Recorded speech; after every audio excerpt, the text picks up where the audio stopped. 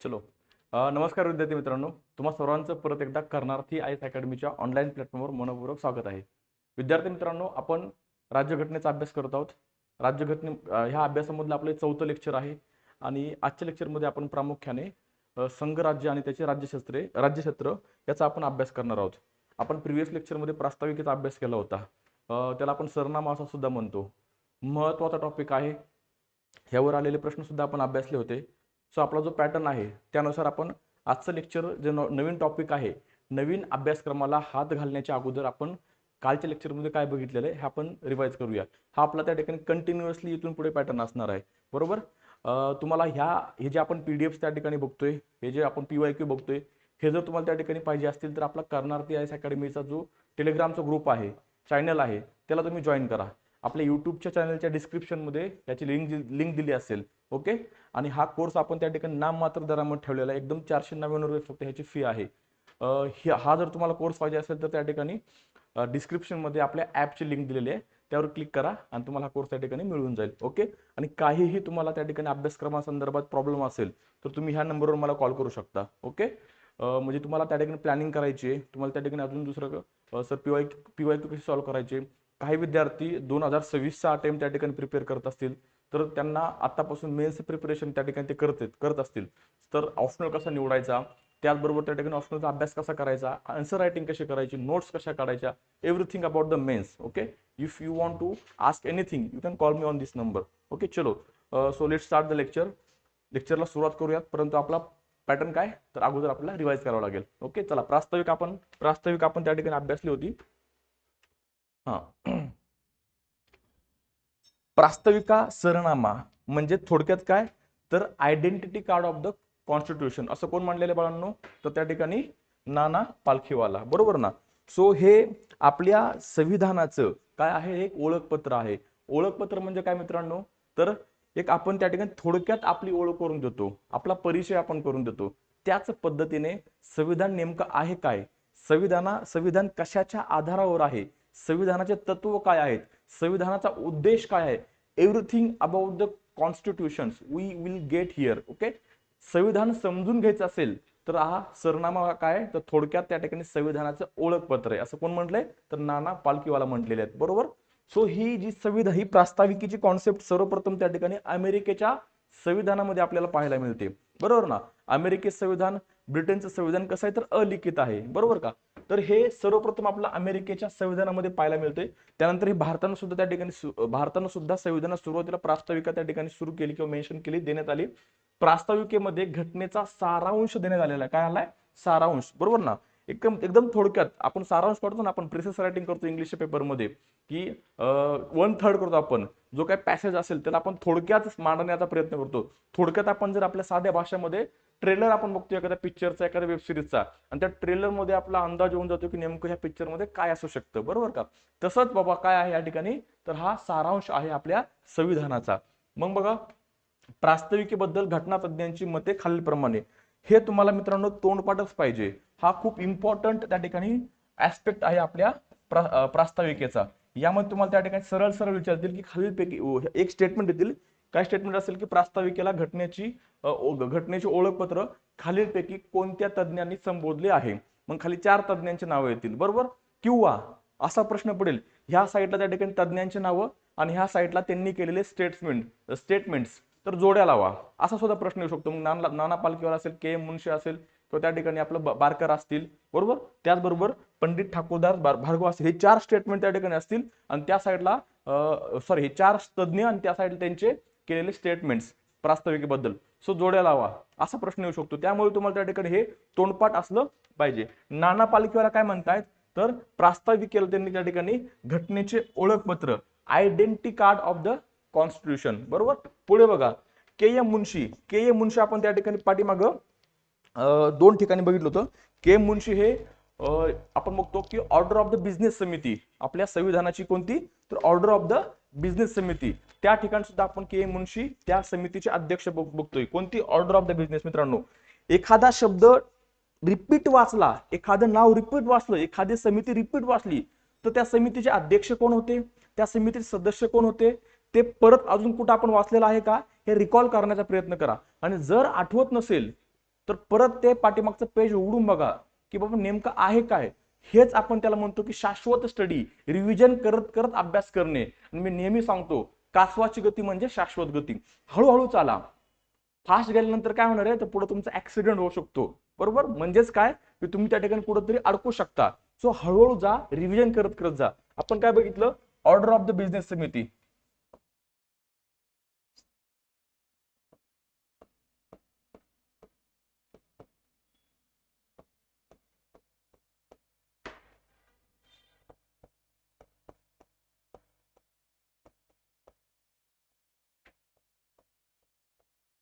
के M मुन्शी या समितीचे कोण होते तर अध्यक्ष होते. त्यानंतर आपण बघितलं के एम मुन्शी हे घटना हे आपण बघितलं त्या ठिकाणी मसुदा समितीचे सुद्धा त्या ठिकाणी सदस्य होते. Okay,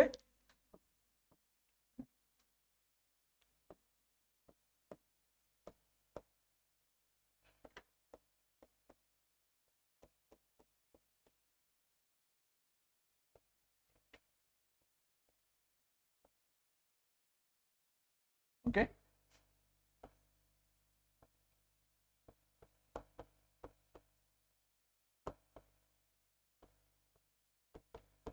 K M Munshi. बरोबर, आता आलोय घटना समितीपाशी, आलोयच. तर थोडस रिवाइज करू. काय होतं, कृष्ण गोपाल कृष्ण माधव, माधव मोहम्मद, बरोबर ना. के एम मुन्शी, नंतर बी आर आंबेडकर. आणि रिप्लेस झालेले दोन सदस्य, रिप्लेसमेंट घेतलेले दोन सदस्य कोण होतं, मित्तर आणि Khaitan. Okay, I am confuse of that word. हे दोन शब्द होते आणि ज्यांनी रिप्लेसमेंट घेतलं होतं. आणि कृष्ण माधव कृष्ण गोपाल मोहम्मद आंबेडकर कोण होते तर अध्यक्ष होते. Revise it again and again. एकदा रिव्हिजन केल्याच्या नंतर परत परत त्या गोष्टी करायची गरज पडणारच नाही. ओके, चला पुढे चला मित्रांनो. त्यानंतर बघितलं आपण पंडित ठाकूरदास भार्गव, राज्यघटनेचा आत्मा, ओके, किंवा राज्यघटनेची गुरुकिल्ली असं त्यांनी सरनाम्याला म्हटले आहे. त्यानंतर इंग्लिश जे काय राज्यशास्त्रज्ञ आहेत अर्नस्ट बार्कर, सरनामा हा राज्यघटनेचा मुख्य भाग आहे. कशाचा तर राज्यघटनेचा मुख्य भाग आहे. बरोबर, हे मी परत सांगतोय पूर्व परीक्षेसाठी अत्यंत उपयुक्त आहे. ज्या गोष्टी वाचायच्या त्याला त्या ठिकाणी मी जे सांगतोय त्याला व्हेरी IMP करा आणि त्याला त्या ठिकाणी वारंवार रिवाइज करा. whenever you are going to revise it again before the free, just revise the section which I am marking for you. तेवढंच त्या ठिकाणी फक्त रिवाइज करा. पुढे बघा, भारताच्या घटनेची प्रास्ताविका पंडित नेहरू यांनी तयार केलेल्या संविधान सभेत मांडलेल्या उद्देश पत्रिका या आधारित आहे. बरोबर का. उद्देश पत्रिका कधी मांडली होती बाळांनो, 13 डिसेंबर 1946 ला संविधान सभेत मांडली होती. आणि संविधान सभेने ते 22 जानेवारी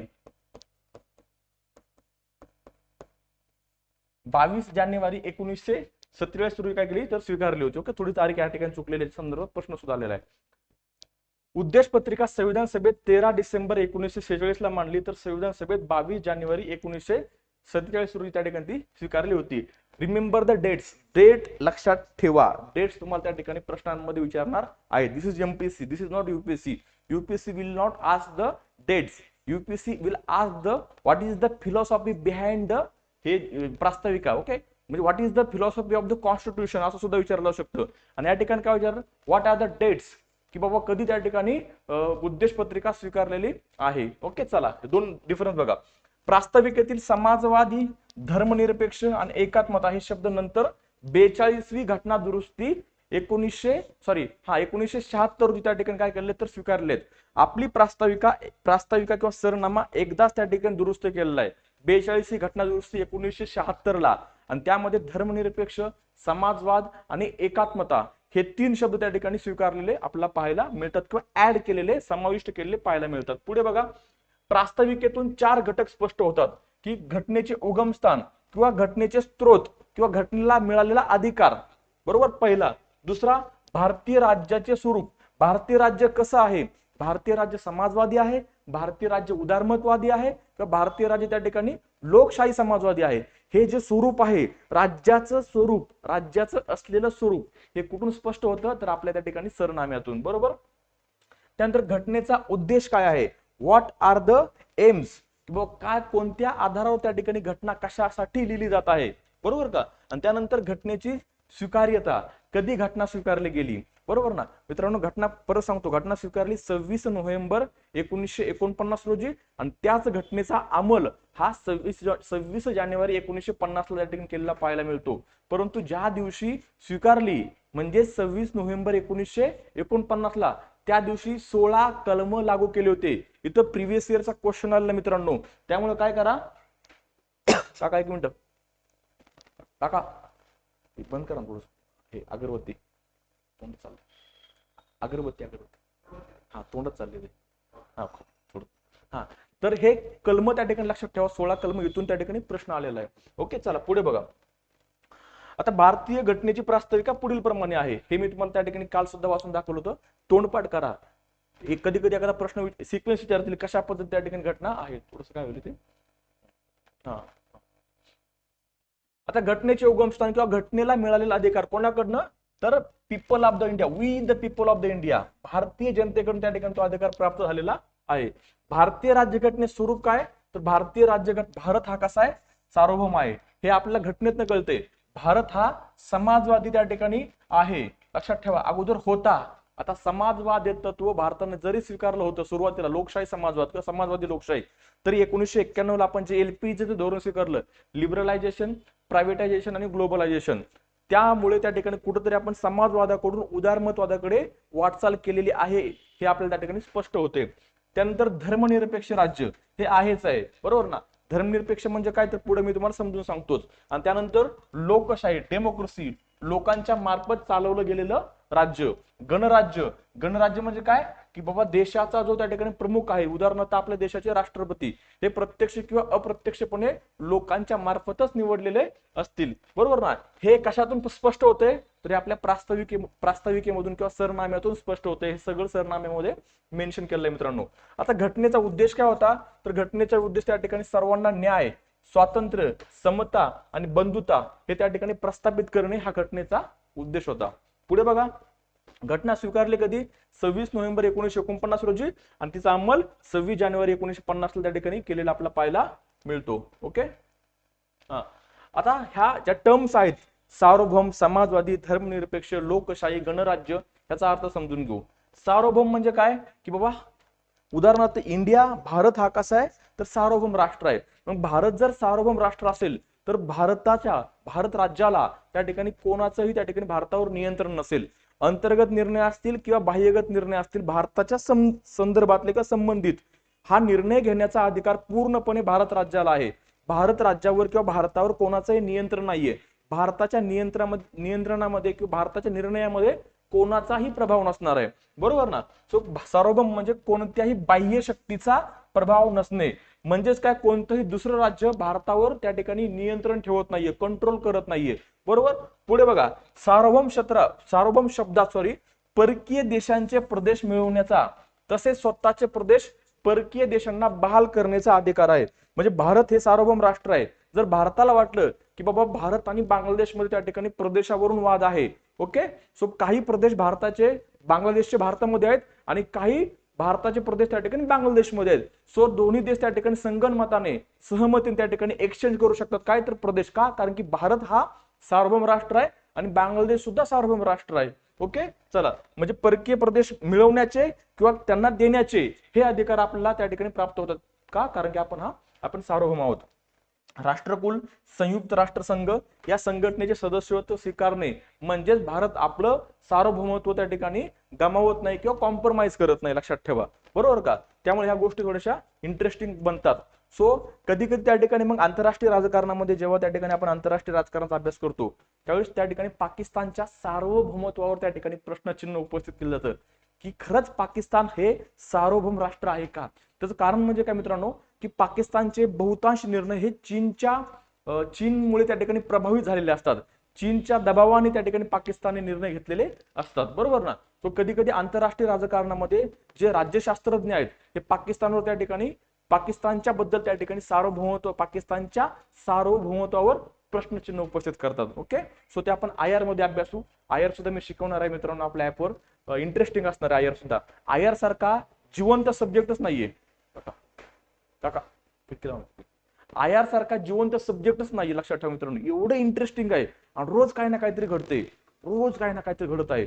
आणि अमेरिका हे जे राष्ट्र आहे मित्रांनो, लक्षात ठेवा, अमेरिका नेहमी एक आपण म्हणतो ना, एक चांगलं बाळ दाखवण्याचा प्रयत्न करतो, एक गुड स्टुडंट क्लासमधला, की मी खूप छान आहे, मी सगळं त्या ठिकाणी व्यवस्थित हँडल करतोय, मी सगळं वेळ करतोय, मी शाळेमध्ये शांतता ठेवण्याचा प्रयत्न करतोय, तसं अमेरिका नेहमी दाखवते. परंतु अमेरिका काय मित्रांनो, तर अमेरिका नेहमी आग लावणारा देश आहे. भांडण लावायचे आणि नंतर भांडण त्या ठिकाणी थांबवण्याचा प्रयत्न केल्याचं दाखवायचं, की आम्ही त्या ठिकाणी भांडण थांबवलेलं आहे, सो आम्ही त्या ठिकाणी जागतिक शांतता प्रस्थापित करत आहोत, हे दाखवायचं. ते बघू आपण नंतर. चला पुढे बघा. समाजवाद. समाजवादी शब्द म्हणजे, समाजवाद म्हणजे काय मित्रांनो, की देशामधील खाजगी संपत्ती ही त्या ठिकाणी लोकांच्या मालकीत नसेल किंवा लोकांना खाजगी संपत्तीचा संचय करण्याचा अधिकार नाही. याचा हा असा अर्थ समाजवादाचा, सोशलिझमचा किंवा सोशलिस्टचा. देशाकडे पूर्णपणे संपत्ती असेल. साम्यवादी समाजवाद संकल्पना, समाजवादी टर्म जी आहे ही कार्ल मार्क्सने त्या ठिकाणी विकसित केलेली आहे. कार्ल मार्क्सची संज्ञा लक्षात ठेवा. कम्युनिझम आणि सोशलिझम थोड्याफार जवळ आहेत, परंतु त्या दोघांचा पण थोडा वेगळा अर्थ होतो, मी नंतर समजून सांगेल.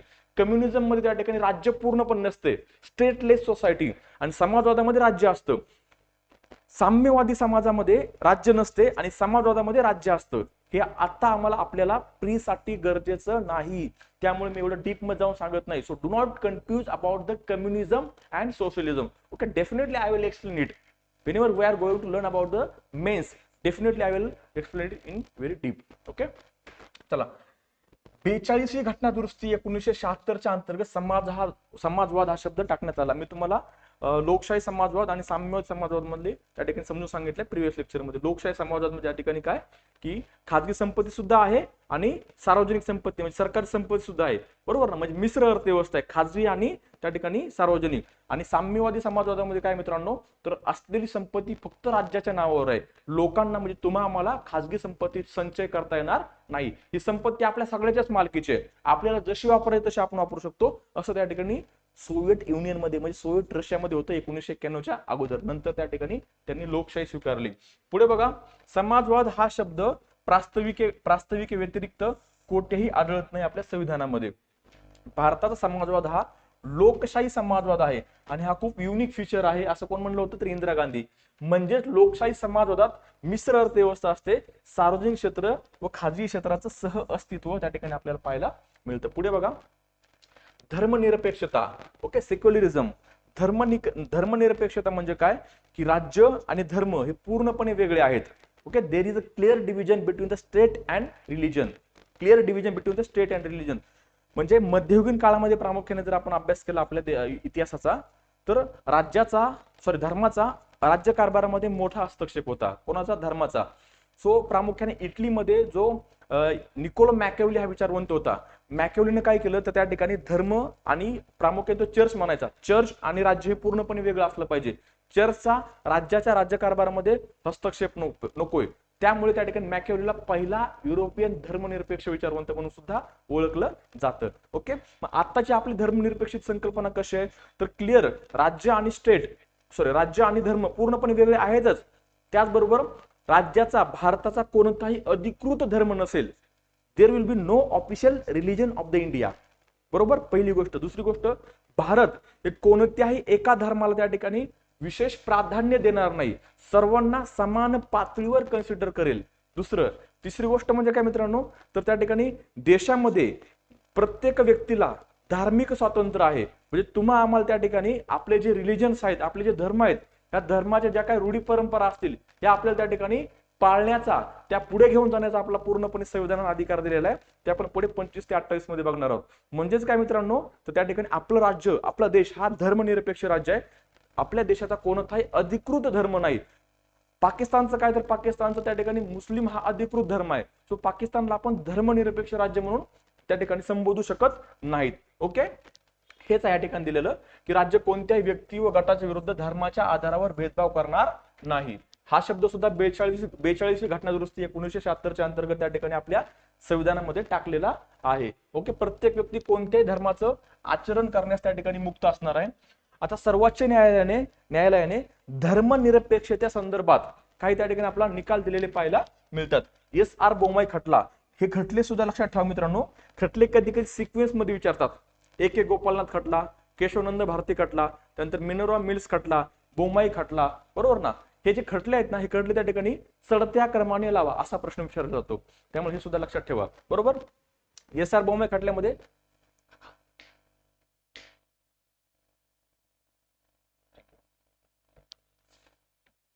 हा सर्वोच्च न्यायालयाने काय त्या ठिकाणी निकाल दिला की सर्वोच्च न्यायालयाने सांगितलं की धर्मनिरपेक्षता हे घटनेचं मूलभूत वैशिष्ट्य आहे.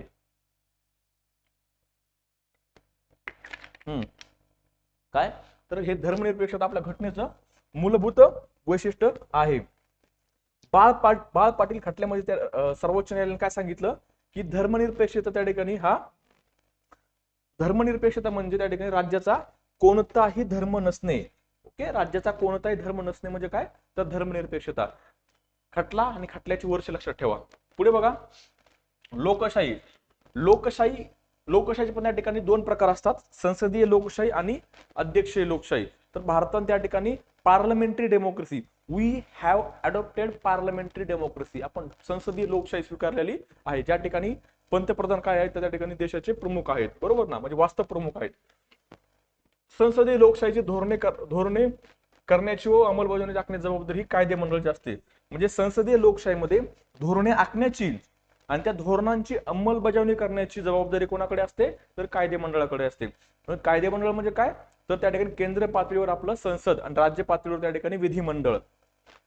गणराज्य म्हणजे काय बाळांनो की त्या ठिकाणी देशाचा प्रमुख हा काय असणार आहे तर देशाचा प्रमुख हा प्रत्यक्ष किंवा अप्रत्यक्षपणे लोकांच्या मार्फत निवडला असणार आहे. म्हणजे देशाचे राष्ट्रपती, आपल्या देशाचे राष्ट्रपती हे त्या ठिकाणी प्रत्यक्ष किंवा अप्रत्यक्षपणे, आपल्या देशामध्ये अप्रत्यक्षपणे काय तर राष्ट्रपती निवडले जातात. बरोबर ना. गणराज्य पद्धतीत राष्ट्रप्रमुख हा लोकांद्वारे प्रत्यक्ष किंवा अप्रत्यक्षपणे निवडून दिला जातो. भारत काय आहे तर गणराज्य राष्ट्र आहे, कारण भारताचे राष्ट्रप्रमुख म्हणून काम करणारे राष्ट्रपती लोकांद्वारे 5 वर्षाच्या कालावधीसाठी अप्रत्यक्षपणे निवडून दिले जातात. ओके, पुढे चला. घटनेचा उद्देश यामध्ये त्या ठिकाणी मेन्शन केला होता, कशामध्ये प्रास्ताविकेमध्ये काय तर न्याय प्रस्थापित करायचा आहे, स्वातंत्र्य, समानता. प्रास्ताविकेमध्ये त्या ठिकाणी सर्व भारतीयांना सामाजिक, आर्थिक, राजकीय या 3 प्रकारचा न्याय साध्य करण्याचा प्रयत्न मूलभूत हक्क व मूलभूत कर्तव्यांपासून त्या ठिकाणी करण्यात आला आहे. मूलभूत हक्क, मूलभूत कर्तव्य मी तुम्हाला सांगितलेलं आहे की मूलभूत हक्क 12 ते 35 हे न्याय प्रविष्ट आहेत, तर मूलभूत कर्तव्य हे कलम 51A मध्ये त्या ठिकाणी समाविष्ट केलेले आहेत.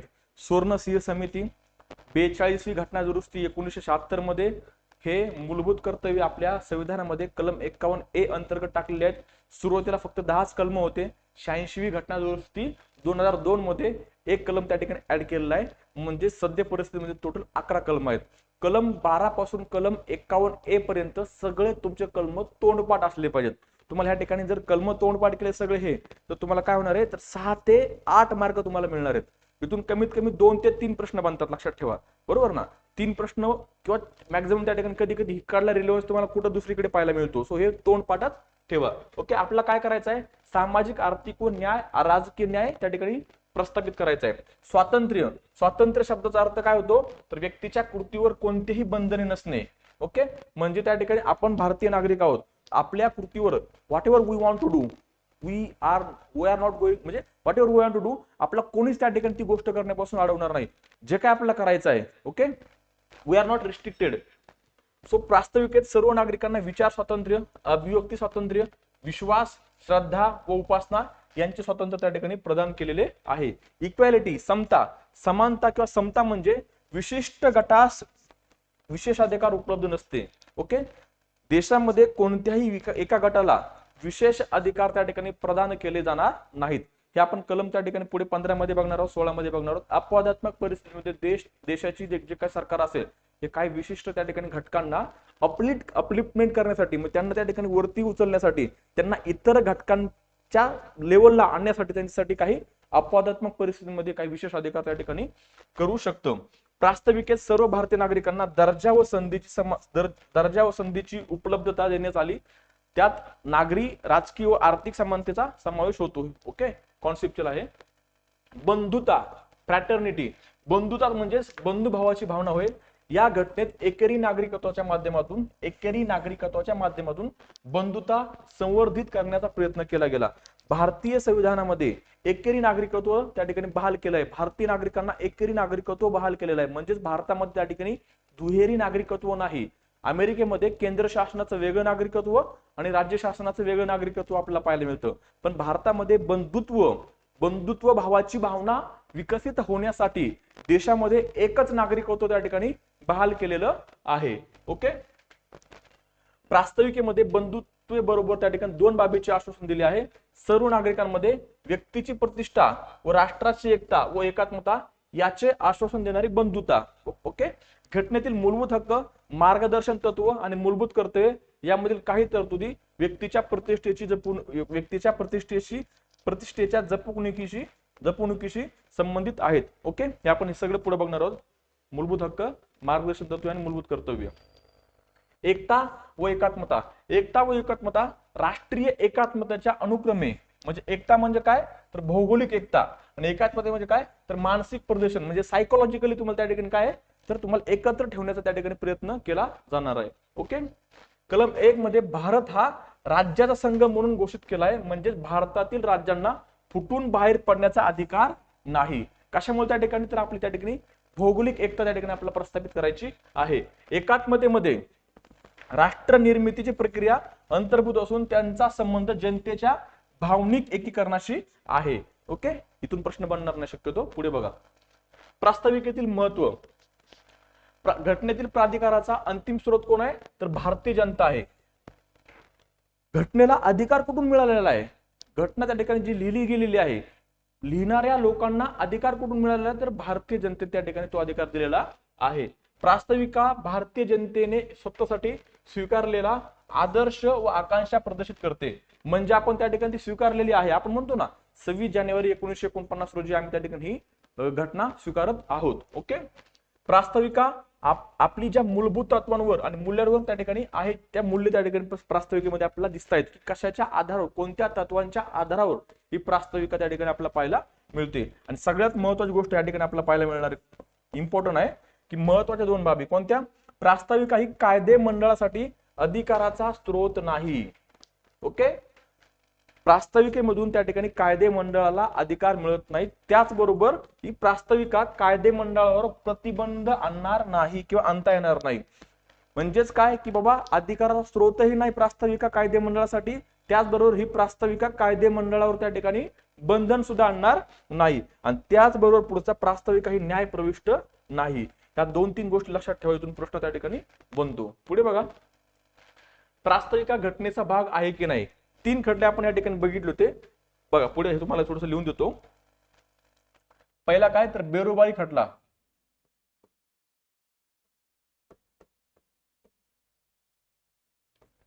बेरोबारी युनियन खटला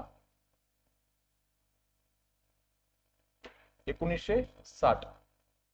यामध्ये काय सांगितलं त्या ठिकाणी की प्रास्ताविका हा घटनेचा भाग आहे. या खटल्यामध्ये सर्वोच्च न्यायालयाने काय सांगितलं की प्रास्ताविका हा घटनेचा भाग आहे.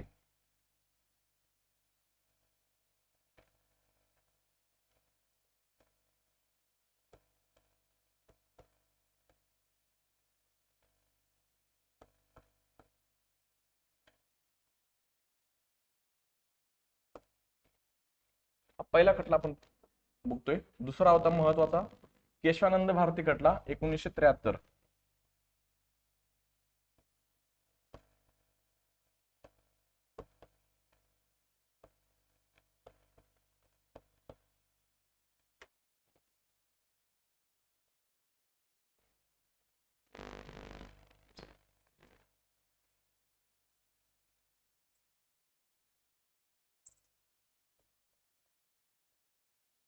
सॉरी भाग नाही तर म्हटलंय. I am sorry. प्रास्ताविका हा घटनेचा भाग नाही. आय एम सॉरी, गलती से. ओके. इथं काय सांगितलेलं आहे 73 मध्ये की प्रास्ताविका घटनेचा भाग आहे.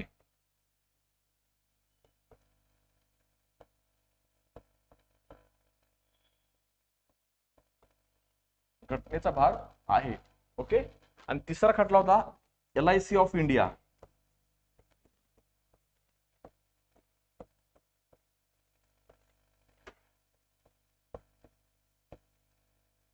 LIC ऑफ इंडिया खटला 1995. या खटल्यात सुद्धा सेम सांगितलं की घटनेचा भाग आहे. प्रास्ताविका हा घटनेचा भाग आहे.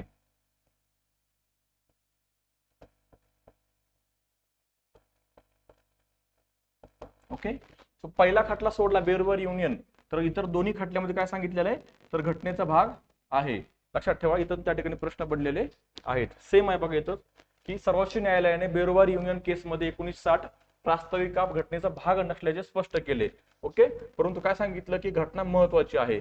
कोणत्याही कलमातील संदिग्ध संज्ञेचा अर्थ लावण्यासाठी प्रास्ताविकेतील उद्दिष्टांचा आधार घेऊ शकतो. लक्षात ठेवा, म्हणजे एखादं कलम असेल, त्या कलमाचा अर्थ जर त्या ठिकाणी सर्वोच्च न्यायालयाला लावायचा असेल किंवा संसदेला लावायचा असेल, तर त्या संदर्भात त्या ठिकाणी प्रास्ताविकेचा तुम्ही आधार घेऊ शकता, असं बेरोबार युनियन खटल्यामध्ये त्या ठिकाणी सर्वोच्च न्यायालयाने सांगितलं की एखादं संदिग्ध कलम आहे, त्या संदिग्ध कलमाचा अर्थ लावण्यासाठी संसद असेल किंवा विधिमंडळ असेल किंवा न्यायालय असतील, हे प्रास्ताविकेचा किंवा सरनाम्याचा आधार घेऊ शकतात. हे त्या ठिकाणी सर्वोच्च न्यायालयाने मेन्शन केलं.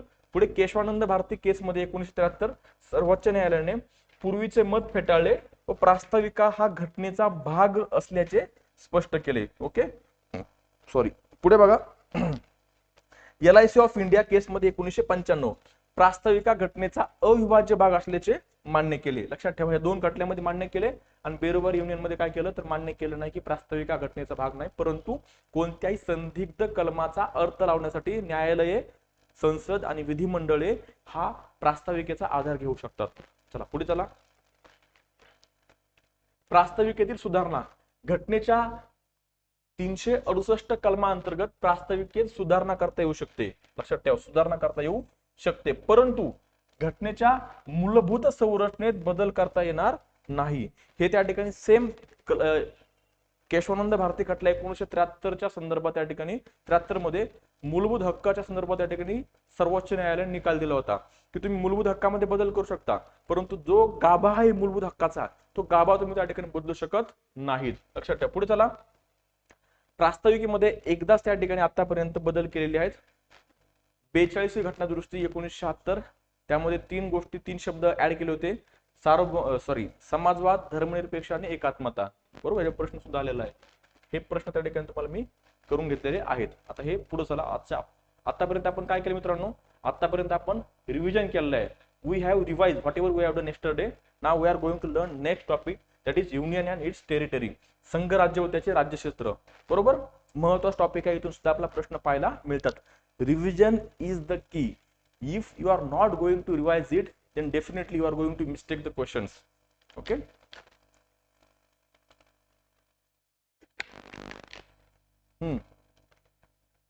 पुढे बघा.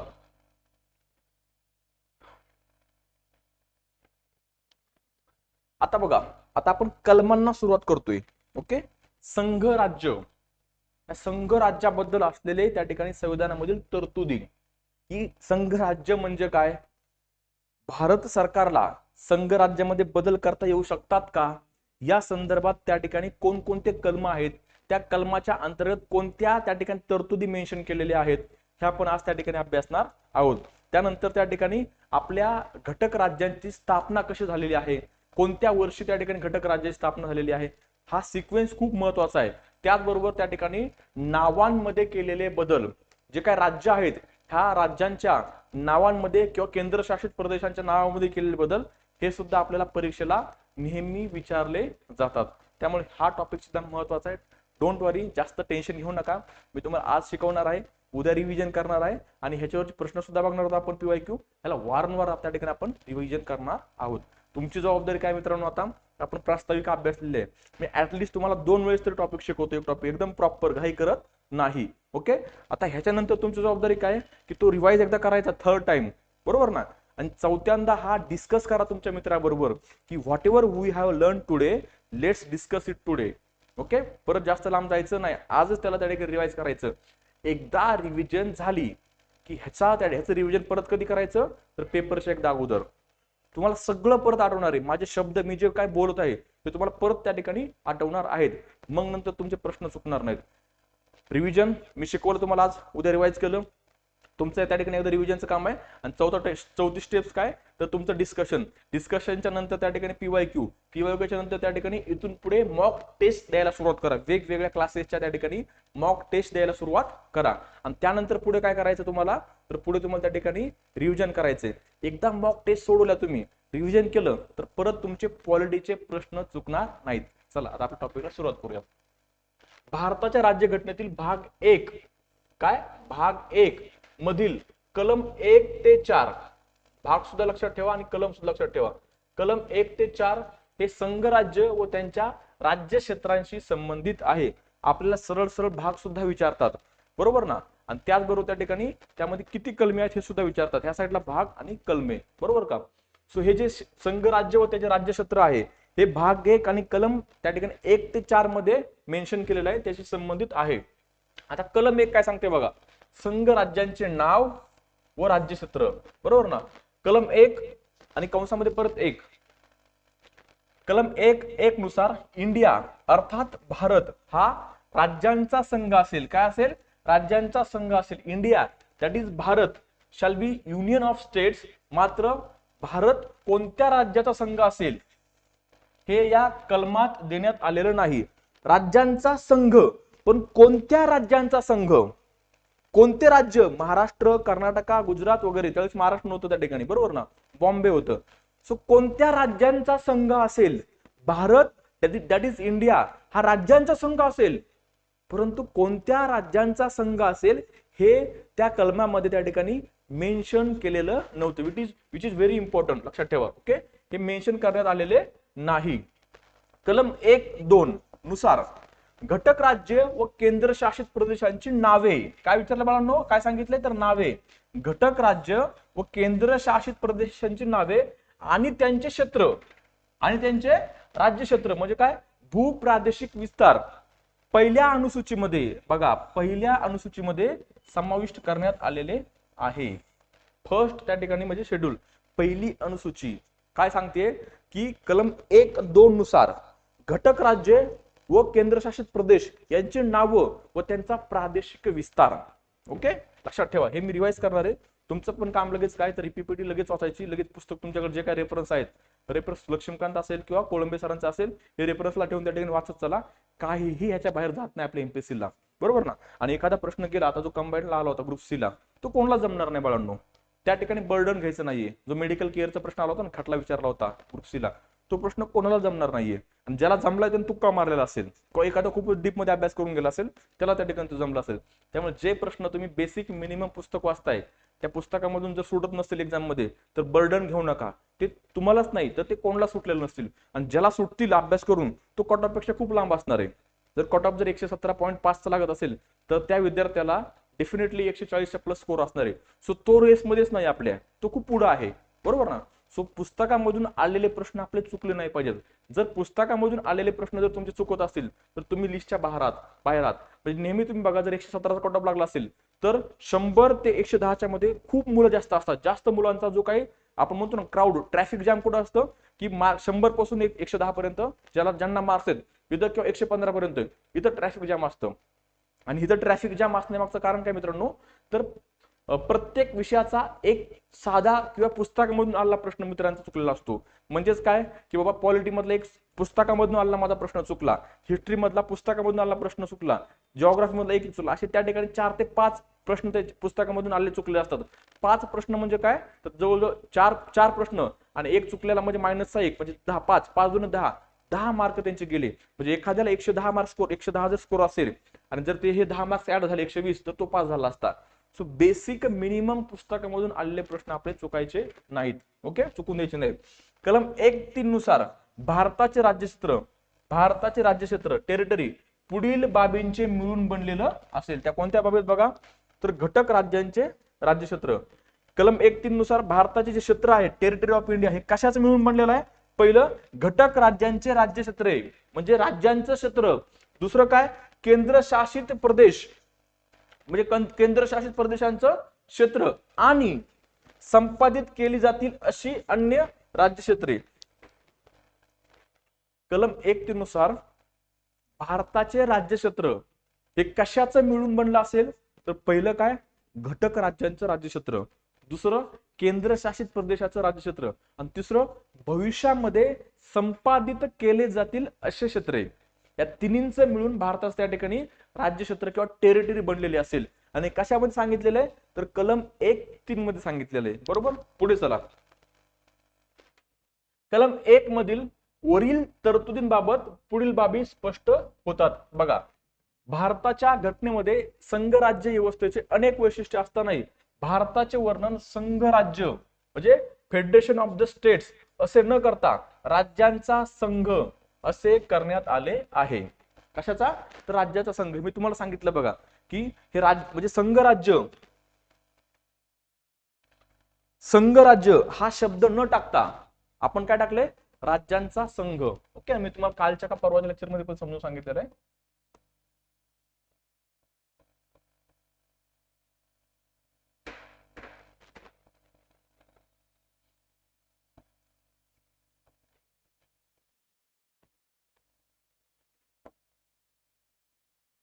ओके, संघराज्य जेव्हा त्या ठिकाणी संघराज्य एखादं राष्ट्र हे त्या ठिकाणी फेडरल आहे असं आपण म्हणतो त्यावेळेस फेडरलिझमचे काही फीचर्स आहेत बघा.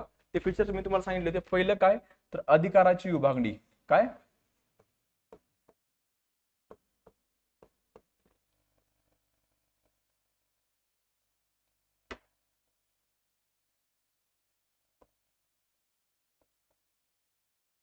Division of the power. दुसरं काय की राज्य करारामार्फत एकत्र आलेले असतात. घटक राज्य करार करून एकत्र येऊन त्यांनी फेडरल स्थापन केलेलं असतं, फेडरेशन स्थापन केलेलं असतं. बरोबर ना, म्हणजे राज्य करार करून एकत्र.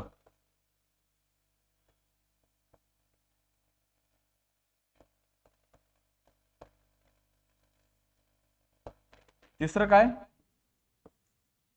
जर उद्या राज्यांना असं वाटतंय की हे फेडरेशन हे फेडरल गव्हर्नमेंट हे आम्हाला त्या ठिकाणी आमच्यावर लक्ष देत नाही, आमच्या विकासाला त्या ठिकाणी दुर्लक्ष करते, तर ते जे घटक राज्य आहे हे त्या संघामधून बाहेर सुद्धा पडू शकतं, त्या फेडरेशन मधून बाहेर पडू शकतं. म्हणजे राज्यांना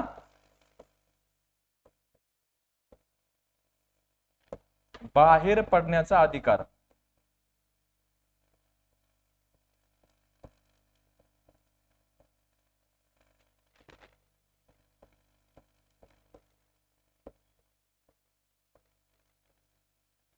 भारताच्या संविधानामध्ये ह्या दोन गोष्टी नाहीयेत. भारतातील घटक राज्य कराराने सुद्धा एकत्र आलेले नाहीत आणि त्याचबरोबर त्या ठिकाणी राज्यांना आपल्या देशाच्या त्या ठिकाणी मधून बाहेर पडता येत नाही. घटक राज्यांना देशामधून बाहेर पडता येत नाही किंवा फुटता येत नाही. या दोन तरतुदी नसल्यामुळे आंबेडकरांनी काय सांगितलं, ह्या दोन तरतुदी नसल्यामुळे आपण संघराज्य हा शब्द मेन्शन करण्याऐवजी आपण राज्यांचा संघ हा शब्द त्या ठिकाणी मेन्शन करत आहोत. अधिकाराची विभागणी जरी भारतीय संविधानामध्ये केली असली केंद्र आणि राज्यांच्या अधिकाराची विभागणी, तरी सुद्धा त्या ठिकाणी विशेष परिस्थितीमध्ये आपल्या घटनाकर्त्यांनी हे केंद्राला त्या ठिकाणी महत्व दिलेलं आहे. त्यामुळे त्या ठिकाणी आपलं फेडरेशन किंवा संघराज्य क्लिअरली म्हणता येणार नाही, आपण त्याला अर्ध संघराज्य सुद्धा म्हणू शकतो. आपण पुढे बघणार आहोत. हा, मग आंबेडकरांनी काय सांगितलं की हे दोन संघराज्य हा शब्द प्रयोगाऐवजी संघराज्य या शब्दाऐवजी राज्याचा संघ या शब्दाचा वापर करण्यामागचे दोन कारणे होते. एक, भारताचे संघराज्य अमेरिकन संघराज्याप्रमाणे घटक राज्यातील कराराद्वारे निर्माण झालेले नाही. आणि दुसरं कारण काय, घटक राज्यांना संघराज्यातून फुटून पडण्याचा बाहेर पडण्याचा अधिकार नाही. या दोन गोष्टी त्या ठिकाणी आपल्या देशामध्ये नसल्यामुळे आपण संघराज्य हा शब्द प्रयोग त्या ठिकाणी किंवा शब्द टाकण्याऐवजी आपण राज्याचा संघ हा शब्द टाकलेला आहे. ओके, पुढे बघा. भारताचे संघराज्य हे राज्याचा संघ आहे कारण भारताचं संघराज्य हे राज्याचा संघ आहे कारण ते अविनाशी आहे. म्हणजेच काय तर राज्यांना त्या ठिकाणी राज्यांना त्या ठिकाणी फुटता येत नाही. बरोबर ना, म्हणजे त्या ठिकाणी राज्यांना फुटून बाहेर पडता येत नाही. भारत एक अविभाज्य व अखंड देश आहे. बरोबर ना, असून तो केवळ प्रशासकीय सोयीसाठी त्या ठिकाणी विविध राज्यामध्ये विभाजन केलेला आहे. म्हणजे भारताचं जरी विविध घटक राज्यांमध्ये त्या ठिकाणी विभाजन असलं तरी सुद्धा प्रशासकीय सोयीसाठी त्यांचं त्या ठिकाणी राज्यांचं विभाजन केलेलं आहे. परंतु भारत काय तर अविभाज्य आहे, एक संघ आपला पाहायला मिळतो. ओके, आंबेडकर काय म्हणतात बघा हा पुढे बघा, म्हणजे अविनाशी राज्यांचा विनाशी राज्यांचा अविनाशी संघ हे आपण पुढे अर्थ समजून घेऊ. घटक राज्य व केंद्रशासित प्रदेशांची नावे तसेच त्यांचे राज्यक्षेत्रे यांचा उल्लेख घटनेच्या पहिल्या अनुसूचीमध्ये करण्यात आलेला आहे. मी तुम्हाला कलम 1.1 मध्ये सांगितलं, घटक राज्यांची नावे, केंद्रशासित प्रदेशांची नावे आणि त्यांचं भूविस्तार किंवा भौगोलिक क्षेत्र यांचं त्या ठिकाणी पूर्णपणे पहिल्या अनुसूचीमध्ये मेन्शन केलेलं आहे. सध्या आपल्याकडे त्या ठिकाणी पहिल्या अनुसूचीमध्ये 28 राज्य व 8 केंद्रशासित प्रदेश त्या ठिकाणी आपल्याला पाहायला मिळतात. पुढे बघा, घटनेच्या तरतुदी सर्व राज्यांना सारख्याच प्रमाणात लागू होतात, मात्र याबाबत काही अपवाद सुद्धा आहेत. म्हणजे घटनेच्या तरतुदी सगळ्यांना सारख्याच लागू होतात, परंतु काही विशेष परिस्थितीमध्ये काही राज्यांना विशेष अधिकार सुद्धा देण्यात आलेले आहेत. ते आपण पुढे बघणार. 5वी अनुसूची, 6वी अनुसूची, 5वी अनुसूची, 6वी अनुसूची, बरोबर ना. बघा, पूर्वी काय होतं तर जम्मू आणि काश्मीरला काही त्या ठिकाणी विशेष दर्जा देण्यात आलेला होता कलम 370 अंतर्गत, परंतु कलम 370 हे 5 ऑगस्ट 2019 रोजी राष्ट्रपतीच्या ठरावाद्वारे ते काढून टाकण्यात आले, बरोबर ना. हे पुढे आपण डिटेलमध्ये बघणार आहोत काय होतं, परंतु आता इथं प्रश्न बनणार नाहीत कारण की जुनं झालेलं आहे कलम. आर्टिकल 370 हे रिमूव्ह केलेलं आहे, त्यामुळे इथं प्रश्न पडणार नाहीत. भाग 21 मध्ये महाराष्ट्र, गुजरात, नागालँड, आसाम, मणिपूर, आंध्र प्रदेश, सिक्कीम, मिझोराम,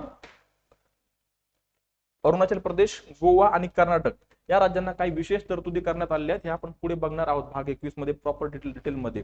ओके, सो सगळ्यांना सारख्याच तरतुदी आहेत, परंतु काही राज्यांना त्या ठिकाणी विशेष अधिकार देण्यात आलेले आहेत त्या राज्यामध्ये असलेली परिस्थितीनुसार, बरोबर. पुढे बघा, 5व्या व 6व्या अनुसूचीमध्ये काही राज्यातील अनुसूचित क्षेत्रे, शेड्यूल एरियाज आणि आदिवासी क्षेत्रे यांच्या प्रशासनासाठी स्वतंत्र तरतुदी करण्यात आलेल्या आहेत. ओके, आता बघा इथं इंटरेस्टिंग शब्द आहे, भारताचे राज्यक्षेत्र, टेरिटरी ऑफ द इंडिया. या शब्दाची व्याप्ती भारताचा संघ यापेक्षा अधिक आहे. ओके,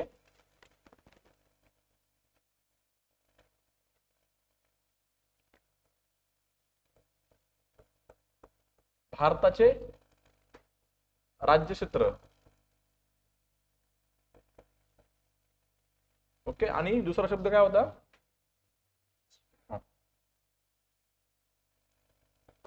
दुसरा भारताचा संघ. दोघांचा आपण त्या ठिकाणी शब्दांचा अर्थ व्यवस्थित समजून घेऊ.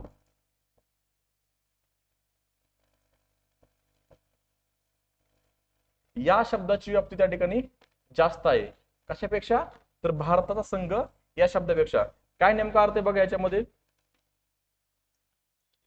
भारताचा संघ यामध्ये केवळ घटक राज्यांचा समावेश होतो, तर भारताच्या राज्य क्षेत्रात घटक राज्यांबरोबर केंद्रशासित प्रदेश आणि भविष्यात संपादित केली जातील अशी अन्य राज्यक्षेत्रे यांचाही समावेश होतो. चला समजून सांगतो मला. यामध्ये काय, घटक राज्यांचा समावेश, घटक राज्यांचे क्षेत्र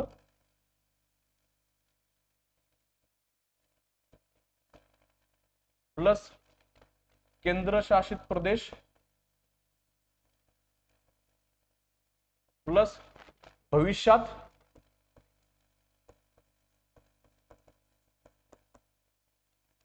संपादित म्हणजे मिळवलेले एखाद्या राष्ट्राकडून आपण मिळवू शकतो, असा सगळ्यांचा त्या ठिकाणी जो काही एरिया आहे, सगळ्या गोष्टी त्या ठिकाणी म्हणजे घटक राज्य क्षेत्र, केंद्रशासित प्रदेशांचे क्षेत्र आणि भविष्यात संपादित केले जातील असे क्षेत्र यांचा एकत्रित अर्थ कशामध्ये आपल्याला पाहायला मिळतो तर भारताचे राज्यक्षेत्र. आणि भारताचा संघ यामध्ये केवळ घटक राज्यांचे क्षेत्र, केवळ घटक राज्यांचे क्षेत्र एवढाच त्या ठिकाणी समाविष्ट होतो, दुसरं काहीही नाही. ओके, बघा या शब्द भारताचे राज्यक्षेत्र या शब्दाची व्याप्ती भारतात संघ यापेक्षा अधिक आहे. भारतात संघ यामध्ये केवळ घटक राज्यांचा समावेश होतो, तर भारताच्या राज्यक्षेत्रात घटक राज्यांबरोबर केंद्रशासित प्रदेश भविष्यात संपादित केले जातील अशी अन्य राज्यक्षेत्रे यांचाही समावेश होतो. ओके, हे समजून घ्या, इम्पॉर्टंट आहे, प्रश्न बनू शकतो इथं. भारताच्या संघाचे स्वरूप संघराज्य असल्याने, भारताच्या संघाचे स्वरूप संघराज्य असल्याने अशा संघराज्य व्यवस्थेत अधिकाराची विभागणी केंद्र व राज्यांमध्ये केलेली आहे. तुम्हाला माहिती आहे केंद्र आणि राज्यांमध्ये अधिकाराची विभागणी केलेली आहे. ओके. भारत एक सार्वभौम देश असल्याने तो आंतरराष्ट्रीय कायद्याने संमत केलेल्या पद्धतींद्वारे परकीय प्रदेशांचे संपादन करू शकतो. यामध्ये करू शकतो कलम 2 नवीन राज्य दाखल करून घेणे किंवा स्थापन. आता पुढे बघू. मी थोडस पुढच्या स्लाइडवर पाहिजे होतं हे. ओके. कलम 2 म्हणजे भारत त्या ठिकाणी सार्वभौम राष्ट्र आहे. आंतरराष्ट्रीय कायद्याद्वारे म्हणजे नियमाद्वारे आपण एखाद्या देशाचं क्षेत्र त्या ठिकाणी मिळवू शकतो किंवा आपलं क्षेत्र त्या ठिकाणी त्या देशाला देऊ शकतो. 2015 मध्ये आपण बांगलादेश बरोबर केलेलं हे आहे. ओके. आता कलम 2 काय की नवीन राज्य दाखल करून घेणे किंवा स्थापन करणे. ओके. कलम 2 अन्वये संसदेला 2 अधिकार त्या ठिकाणी देण्यात आलेले आहेत. एक काय योग्य अटी व शर्तीवर कायद्याद्वारे नवीन राज्य संघ राज्य दाखल करून घेण्याचा अधिकार आणि नवीन राज्य स्थापन करण्याचा अधिकार हे त्या ठिकाणी संसदेला कलम 2च्या अंतर्गत त्या ठिकाणी मिळतो. काय योग्य अटी व शर्तीवर कायद्याद्वारे नवीन राज्य संघ राज्य दाखल करून घेण्याचा अधिकार आणि नवीन राज्य स्थापन करण्याचा अधिकार संसदेला त्या ठिकाणी आर्टिकल 2 कलम 2 त्या ठिकाणी देतं. आता कलम 3 काय सांगते बघा नवीन राज्याची निर्मिती. ओके. कलम 3 अन्वये संसदेला नवीन राज्याची निर्मिती आणि विद्यमान राज्यांच्या क्षेत्रे सीमा अथवा नावे या त्या ठिकाणी फेरफार करण्याचा अधिकार देण्यात आलेला आहे. म्हणजे त्या ठिकाणी नवीन राज्याची निर्मिती करत असताना एखाद्या राज्यातून एखादा भाग काढून त्या ठिकाणी त्याला एकतर त्या ठिकाणी नवीन राज्याचा दर्जा देणे किंवा तो भाग त्या ठिकाणी दुसऱ्या राज्यामध्ये ऍड करणे किंवा 2 राज्यांचे त्या ठिकाणी भाग तुकडे त्या ठिकाणी एका म्हणजे जे बॉर्डर असतात बॉर्डरवरचा त्या ठिकाणी उदाहरणार्थ महाराष्ट्र आणि एमपी महाराष्ट्र गुजरातच्या त्या ठिकाणी आपण बॉर्डर बघतोय. सो गुजरातचा काही भाग थोडासा आणि महाराष्ट्राचा थोडासा भाग त्या ठिकाणी मिळून एक नवीन राज्य सुद्धा त्या ठिकाणी निर्मिती केली जाऊ शकते. हा अधिकार कोणाला आहे तर हा अधिकार त्या ठिकाणी संसदेला आहे. पुढे बघा कोणत्याही राज्यापासून एखादे राज्यक्षेत्र अलग करून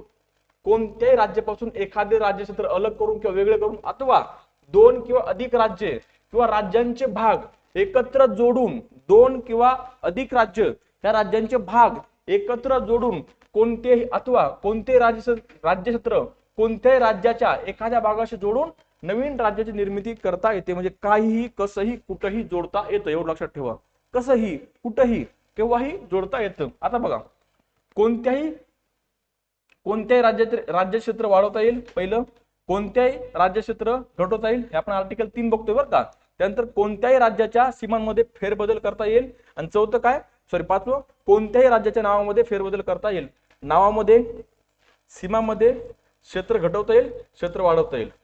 एनिथिंग एव्हरीथिंग काहीही त्या ठिकाणी संसद करू शकते. बरोबर. पुढे बघा मात्र असे करताना या कलमात 2 अटी टाकण्यात आलेल्या आहेत. काय अट आहेत बघा या प्रयोजनार्थ असलेले विधेयक राष्ट्रपतीची शिफारस असल्याखेरीज म्हणजे त्या ठिकाणी हे जर संसदेमध्ये त्या ठिकाणी असं प्रस्ताव जर मांडायचा असेल तर राष्ट्रपतीची शिफारसच त्या ठिकाणी लागणार आहे. या प्रयोजनार्थ असलेले विधेयक राष्ट्रपतीच्या शिफारस असल्याखेरीज संसदेत मांडता येणार नाही. म्हणजे राष्ट्रपतीची शिफारस याला लागणार आहे. जर राष्ट्रपती शिफारस नसेल तरी संसदेमध्ये त्या ठिकाणी मांडता येणार नाही. आणि अशी शिफारस करण्यापूर्वी म्हणजे त्या ठिकाणी राष्ट्रपती अशी शिफारस करण्यापूर्वी राष्ट्रपतींना ते विधेयक संबंधित राज्याच्या विधिमंडळाकडे त्याला आपले विचार व्यक्त करण्यासाठी पाठवावे लागेल. त्यासाठी राष्ट्रपती ठराविक कालावधी ठरवू शकतात. तसेच आवश्यकतेप्रमाणे ते कालावधी वाढवू शकतात. आता बघा समजून सांगतो. महाराष्ट्र आहे. ओके. काही वर्षांपूर्वी महाराष्ट्रातून वेगळ्या विदर्भाची मागणी केली जाऊ लागली. आम्हाला वेगळं राज्य पाहिजे विदर्भामध्ये. आता वेगळ्या विदर्भाची मागणी सुरू आहे. बरोबर ना. संसदेमध्ये पण त्या ठिकाणी केंद्र सरकार थोडस वेगळ्या विदर्भाच्या मागण्यासाठी थोडस त्या ठिकाणी समर्थनात आहे असं गृहीत धरा. मी उदाहरण देतो बरं का. कन्सिडर करू नका. तसंच आता हे वेगळ्या विदर्भ त्या ठिकाणी स्थापन करायचं ऍज अ स्टेट म्हणून ऍज अ राज्य म्हणून. मग त्या परिस्थितीमध्ये सगळ्यात अगोदर संसदेमध्ये हे बिल पारित व्हावं लागेल. हे बिल पारित करत असताना संसदेमध्ये अगोदर राष्ट्रपतींनी शिफारस करणं गरजेचं आहे. पहिली गोष्ट काय राष्ट्रपतीची शिफारस करावी लागेल. दुसरी गोष्ट आता हा जो विदर्भाचा भाग आहे हा महाराष्ट्राचा भाग आहे. लक्षात ठेवा. विदर्भाचा तुकडा हा काय तर महाराष्ट्राचा भाग आहे. मग हा महाराष्ट्राचा भाग असल्याने राष्ट्रपतींनी त्या ठिकाणी महाराष्ट्राचं मत काय आहे यासाठी महाराष्ट्र विधिमंडळाला राष्ट्रपतींना विचारावं लागणार आहे, बरोबर ना. विदर्भचा हा तुकडा हा महाराष्ट्राचा भाग आहे, विदर्भाचा प्रदेश हा महाराष्ट्राचा भाग आहे. त्यामुळे राष्ट्रपती शिफारस करत असताना राष्ट्रपती संसदेला त्या ठिकाणी शिफारस करत असताना अगोदर राष्ट्रपतींना महाराष्ट्र सरकारचं त्या ठिकाणी मत जाणून घ्यावं लागेल. आता पुढे बघा, इथपर्यंत समजलं. हा पुढे बघा, संबंधित राज्य, आता राज्याकडे त्या ठिकाणी आलं, राष्ट्रपतींनी राज्यांची त्या ठिकाणी शिफारस किंवा राज्यांचं मत जाणून घ्यायचा प्रयत्न केला. संबंधित राज्य विधिमंडळाचे विचार मते स्वीकारण्याचे बंधन राष्ट्रपती किंवा संसदेवर नाही. आता महाराष्ट्राने त्या ठिकाणी सांगितलं की नाही, आम्हाला वेगळा विदर्भ होऊन द्यायचा नाही, विदर्भ आम्हाला महाराष्ट्रामध्येच ठेवायचा आहे, असं महाराष्ट्र राज्य विधिमंडळानं राष्ट्रपती समोर मत मांडलं किंवा जो काय ठराव राष्ट्रपतींनी पाठवला होता त्यावर त्या ठिकाणी लिखित स्वरूपात महाराष्ट्र विधिमंडळाने दिलं की आम्हाला वेगळा विदर्भ होऊन द्यायचा नाही. परंतु हे महाराष्ट्र विधिमंडळाचं मत हे त्या ठिकाणी राष्ट्रपती किंवा संसद यांवर बंधनकारक नाही.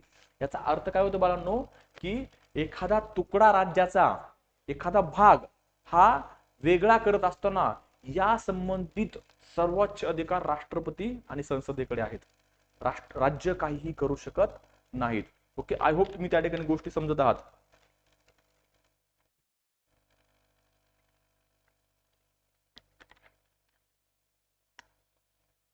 ओके, पुढे बघा, संसद जेव्हा, ओके हा, संसदेवर नाही, संसद राज्याची मते स्वीकारू शकते किंवा ते फेटाळून लावू शकते, म्हणजे ह्यांच्यावर बंधनच नाहीये, बरोबर. पुढचे बघा, दुसरी, संसद जेव्हा विधेयकात बदल किंवा सुधारणा करेल तेव्हा प्रत्येक वेळी राज्य विधिमंडळाचा नव्याने विचार घेण्याची आवश्यकता नसेल. म्हणजे प्रत्येक वेळी त्या ठिकाणी जेव्हा त्या ठिकाणी तुम्ही बदल करताय विदर्भासंदर्भात, जे काही विदर्भाचे नवीन राज्य करायचे, ह्या संदर्भात संसदेमध्ये जे काही त्या ठिकाणी बिल मांडलेलं आहे, या बिलाच्या वेळी, ह्या बिला संदर्भात प्रत्येक वेळेस काय जे काही त्या ठिकाणी घडामोडी घडतील, जे काही बदल होईल, प्रत्येक वेळेस राज्य विधिमंडळाची सहमती किंवा त्या ठिकाणी परवानगी घेणं गरजेचं नाही. ऍक्च्युअली डोक्यात एक ठेवा की राज्य विधिमंडळाकडे खूप कमी किंवा नाममात्र किंवा नसल्यातच जमा अशा अधिकार आहेत, काहीच नाहीयेत. ओके, पुढे बघा,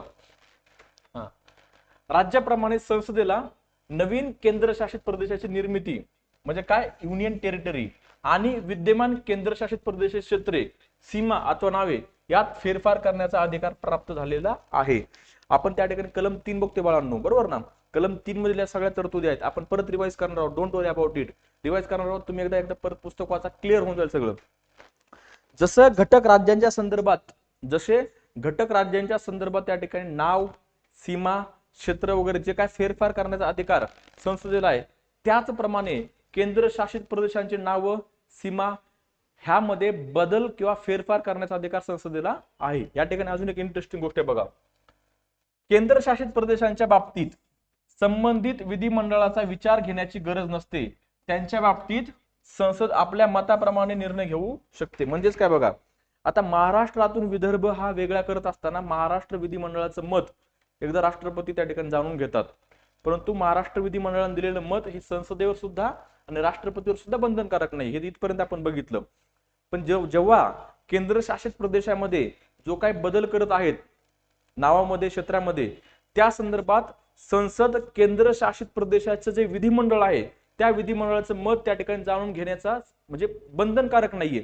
हे स्वतःहून सुद्धा संसद निर्णय घेऊ शकते. उदाहरणार्थ आता दिल्ली आहे किंवा आपण त्या ठिकाणी असं बघू की पुदुचेरी आहे, बरोबर ना. पुदुचेरीचा एखादा भाग त्या ठिकाणी काय करत आहे, संसद वेगळा करत आहे किंवा नाव बदलत आहे. नाव बदलत असताना त्या ठिकाणी जे काही विधिमंडळ असणार आहे त्या विधिमंडळाचा सल्ला घेणं बंधनकारक नाही. लक्षात ठेवा, बरोबर, सल्ला घेणं बंधनकारक नाही. सो केंद्रशासित प्रदेशाच्या बाबतीत संबंधित विधिमंडळाचा विचार घेण्याची गरज नसते. त्यांच्या बाबतीत संसद आपल्या मताप्रमाणे निर्णय घेऊ शकते. लक्षात ठेवा, दोन गोष्टी लक्षात ठेवा.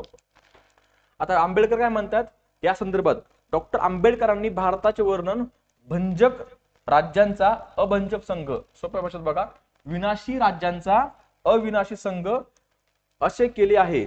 म्हणजे काय बघा, संघ शासन राज्यांचा विलोप घडून आणू शकते, मात्र राज्ये संघ राज्यांचा विलोप घडून आणू शकत नाहीत. टेन्शन घेऊ नका, समजून सांगतो. ओके, आता बघा,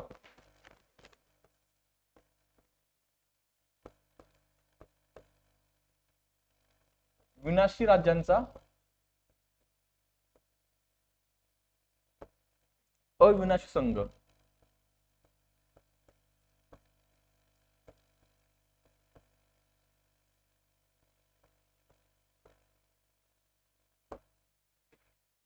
ह्याला वेगळे करा, ह्याला वेगळे करा. विनाशी म्हणजे काय, तर विनाश होणे, संपणे, नाश होणे, संपुष्टात येणे. कशाचा, तर राज्यांचा. म्हणजे केंद्र शासन राज्यांची तोडमोड करू शकते, राज्यांचे नाव बदलू शकते, राज्यांचं क्षेत्रफळ बदलू शकते, म्हणजेच राज्यांचा विनाश होऊ शकतो, संपुष्टात येऊ शकतात राज्य.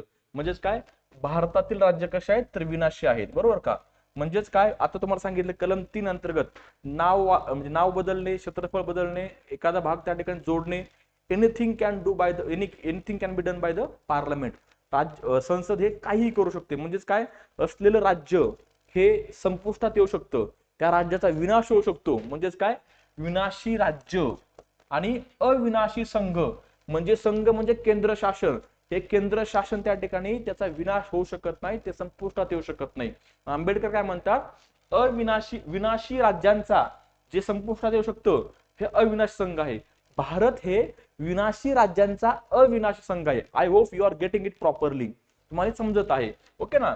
सो राज्यांचा विनाशी राज्यांचा अविनाशी संघ. राज्य संपुष्टात येऊ शकतात, नष्ट होऊ शकतात, परंतु केंद्र हे संपुष्टात येत नाही, लक्षात ठेवा. भारत हे विनाशी राज्यांचा अविनाशी संघ आहे, असं डॉक्टर B.R. आंबेडकर म्हणतायत, बरोबर का. पुढे बघा, मग काय म्हणतात ते, संघ शासन राज्यांचा विलोप घडून आणू शकते, म्हणजे संपुष्टात आणू शकतं, मात्र राज्ये संघ राज्यांचा विलोप घडून आणू शकत नाहीत, म्हणजे राज्य हे संघाला संपू शकत नाहीत. पुढे बघा, आता कलम 4 काय सांगते बघा. आपण कलम 1, 2, 3, 4 बघितले, कलम 4 काय सांगते. कलम 4 मध्ये असे घोषित करण्यात आले आहे की नवीन राज्य दाखल करून घेणे किंवा नवीन राज्य स्थापन करण्यासाठी, म्हणजे कलम 2 अन्वये नवीन राज्य स्थापन करायचे, बरोबर ना. नवीन राज्य दाखल करून घेणे किंवा स्थापन करून घेण्यासाठी, तसेच नवीन राज्याची निर्मिती, त्यांचे क्षेत्रे, सीमा अथवा नावे यात फेरफार करण्यासाठी, म्हणजे कलम 3 हे 2 होते, 3 होतं, करण्यात आलेला कायदा, जो काय कायदा तुम्ही करताय, करण्यात आलेला कायदा 368 अंतर्गत घटना दुरुस्ती कायदा समजण्यात येणार नाही, बरोबर ना. म्हणजे जो काही बदल राज्यासंदर्भात किंवा केंद्रशासित प्रदेशासंदर्भात असणार आहे, जो कलम 2 मध्ये सांगितलेला आहे आणि कलम 3 मध्ये सांगितलेला आहे, तो त्या ठिकाणी घटना दुरुस्ती कलम 368 अंतर्गत त्या ठिकाणी कन्सिडर केलं जाणार नाही, बरोबर ना. म्हणजेच जो काही कायदा या संदर्भात केला असणार आहे, तो कलम 368 अंतर्गत घटना दुरुस्ती कायदा समजण्यात येणार नाही. समजताय का बाळांनो. इथे प्रश्न विचारतात की त्या ठिकाणी कलम 2 आणि कलम किंवा एखाद्या राज्य क्षेत्रफळ बदललं, हे क्षेत्रफळ बदलण्यासाठी त्या ठिकाणी कलम 368 अंतर्गत तरतूद करणं गरजेचं आहे. So that statement is wrong, बरोबर. भारतीय राज्ये व केंद्रशासित प्रदेश यांची निर्मिती, बरोबर ना, टप्प्याटप्प्यात त्या ठिकाणी निर्मिती कशी झालेली आपण हे बघणार आहोत. हे इथं सुद्धा प्रश्न बनतात पुढे, कोणत्या राज्य स्थापना कधी झालेली आहे, कोणत्या राज्याचं नाव कधी बदललेलं आहे, बरोबर. पुढील 4 टप्प्यात विभागणी करता येईल. सुरुवातीला काय, संस्थानिकांचे विलिनीकरण, म्हणजे भारत स्वातंत्र्य झाल्याच्या नंतर सगळ्यात पहिलं काम काय होतं भारताच्या समोर, किंवा सगळ्यात पहिलं चॅलेंज, आव्हान काय होतं, की कशा पद्धतीने या संस्थानिकांचं विलिनीकरण करायचं, बरोबर ना. कारण की भारत शासन कायदा 1947 किंवा भारत स्वातंत्र्याचा कायदा 1947 या कायद्याच्या अंतर्गत त्या ठिकाणी जे संस्थान होते, बरोबर, मला वाटते 562 संस्थान होते त्यावेळेस. या संस्थानांना त्या ठिकाणी 3 ऑप्शन ब्रिटिशांनी दिले होते. पहिला ऑप्शन होता की तुम्ही भारतामध्ये त्या ठिकाणी राहू शकता किंवा भारताला जॉईन करू शकता. दुसरा ऑप्शन तुम्ही पाकिस्तानला जॉईन करू शकता. आणि तिसरा ऑप्शन काय होता की तुम्ही स्वतंत्र सुद्धा राहू शकता. जर काही संस्थानिकांना किंवा राज्यांना जर असं वाटत असेल की बाबा आम्हाला भारतामध्ये पण जायचं नाहीये किंवा आम्हाला पाकिस्तानमध्ये सुद्धा जायचं नाही, आम्हाला स्वतंत्र राहायचंय, तो ऑप्शन सुद्धा त्या ठिकाणी या 1947च्या कायद्याअंतर्गत देण्यात आलेला होता. ते आपण पुढे आता बघणार आहोत. म्हणजे राज्यांची त्या ठिकाणी कशी विभागणी झाली किंवा निर्मिती कशी झाली, संस्थानांचे विलिनीकरण, प्रांत व संस्थानांचे एकात्मीकरण, त्यानंतर भाषावार राज्य पुनर्रचना आणि 1956 नंतरचे बदल. आपण स्टेप बाय स्टेप एक बघणार आहोत.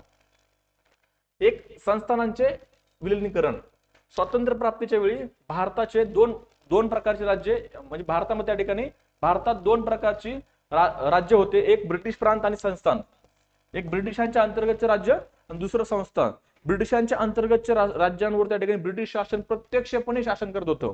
ब्रिटिश काय करायचे, प्रत्यक्षपणे शासन करायचे. उदाहरणार्थ त्या ठिकाणी महाराष्ट्र आहे, त्या महाराष्ट्रावर त्या ठिकाणी म्हणजे त्यावेळेस बॉम्बे प्रांत होतं, बॉम्बे प्रांतावर त्या ठिकाणी प्रत्यक्षपणे कोण राज्य करायचं, तर ब्रिटिश करायचे. आणि जे संस्थान होते या संस्थानावर प्रत्यक्षपणे राज्य कोण करायचे, राजे महाराजे करायचे. परंतु राजा महाराजावर पण त्या ठिकाणी नियंत्रण कोणाचं होतं, तर ब्रिटिशांचं होतं. लक्षात ठेवा. ओके. सो स्वातंत्र्य प्राप्तीच्या वेळी भारतात दोन प्रकारची राजकीय एकके होते, एक काय ब्रिटिशांचे प्रांत आणि दुसरं संस्थाने, ज्यांच्यावर त्या ठिकाणी अप्रत्यक्षपणे ब्रिटिशांचे राज्य होते.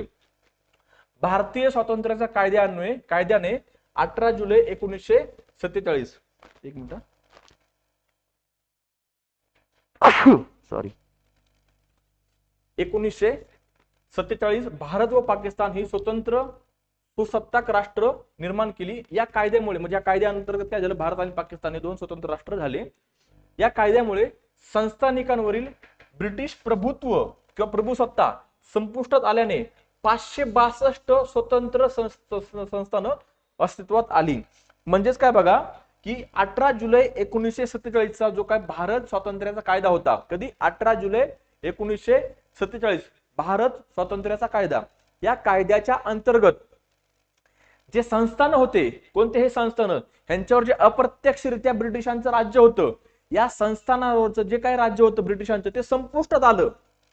ते काय झालं, संपुष्ट झालं. आता या संस्थानांना त्या ठिकाणी ब्रिटिश या कायद्याच्या अंतर्गत 3 चॉईस होत्या, 3 चॉईसेस होत्या. 3 त्या ठिकाणी निर्णय ते संस्थान घेऊ शकत होते. 1, if they want to join India they can join. Second, if they want to join Pakistan they can join. Third, if they want to remain separate they can remain separate. Okay. तर 3 ऑप्शन त्या ठिकाणी या कायद्याअंतर्गत देण्यात आले. आणि या कायद्याअंतर्गत अजून काय केलं, तर भारत पाकिस्तान हे दोन त्या ठिकाणी स्वतंत्र राष्ट्र निर्माण करण्यात आले. पुढे बघा, 27 जून 1947 रोजी, इथं जास्त प्रश्न बनत नाहीत बरं का, इथं प्रश्न बनत नाहीत. फक्त हा कायद्याअंतर्गत 3 जे ऑप्शन होते ते 3 ऑप्शनवर प्रश्न बनू शकतो. 27 जून 1947 रोजी भारत सरकारने वल्लभभाई पटेल हे जे व्यक्तिमत्व, लक्षात ठेवा, ह्या व्यक्तिमत्वाला आपण जेवढं क्रेडिट देऊ तेवढं सगळं म्हणजे कमीच आहे. का, कारण वल्लभभाई पटेल यांनी भारत हा एकसंध ठेवण्यामध्ये सर्वात महत्वाची भूमिका बजावलेली आहे. जे 562 संस्थान होते त्यापैकी जवळजवळ 552 संस्थान हे भारतामध्ये राहिले आणि 10 संस्थान हे पाकिस्तानमध्ये गेले. बरोबर. सो ह्या 552 संस्थानांना भारतामध्ये विलीन करून घेण्यामध्ये वल्लभभाई पटेल यांची महत्वाची भूमिका होती. वल्लभभाई पटेल हे प्रत्येक संस्थानिकांच्या प्रत्येक राज्याकडे जायचे आणि त्याला त्या ठिकाणी भारतामध्ये येण्यामागचं, तुम्ही भारतामध्ये का यावं, भारतामध्ये आल्याच्या नंतर तुम्हाला कोणकोणते फायदे मिळू शकतात हे त्यांना समजून सांगितलं. लक्षात ठेवा. बरोबर. सो जवळजवळ त्या ठिकाणी 552 मधले 549 राजे महाराजे हे वल्लभभाई पटेल यांनी सांगितल्यानंतर ते भारतामध्ये आले. फक्त 3 त्या ठिकाणी म्हणजे 3 संस्थान असे होते की जे प्रत्यक्षपणे भारतामध्ये त्या ठिकाणी लगेच आले नाहीत. पहिलं होतं हैदराबाद, दुसरं जुनागड आणि तिसरं होतं त्या ठिकाणी जम्मू आणि काश्मीर. काश्मीरचं संस्थान, काश्मीर संस्थान, जुनागड, हैदराबाद आणि काश्मीर. आणि हैदराबाद त्या ठिकाणी महाराष्ट्रामधील जो मराठवाड्याचा प्रांत होता, हा मराठवाड्याचा प्रांत त्या ठिकाणी ह्या हैदराबादच्या संस्थानामध्ये होता. 17 सप्टेंबरला त्या ठिकाणी हैदराबादचं प्रांत हे भारतामध्ये विलीन झालं.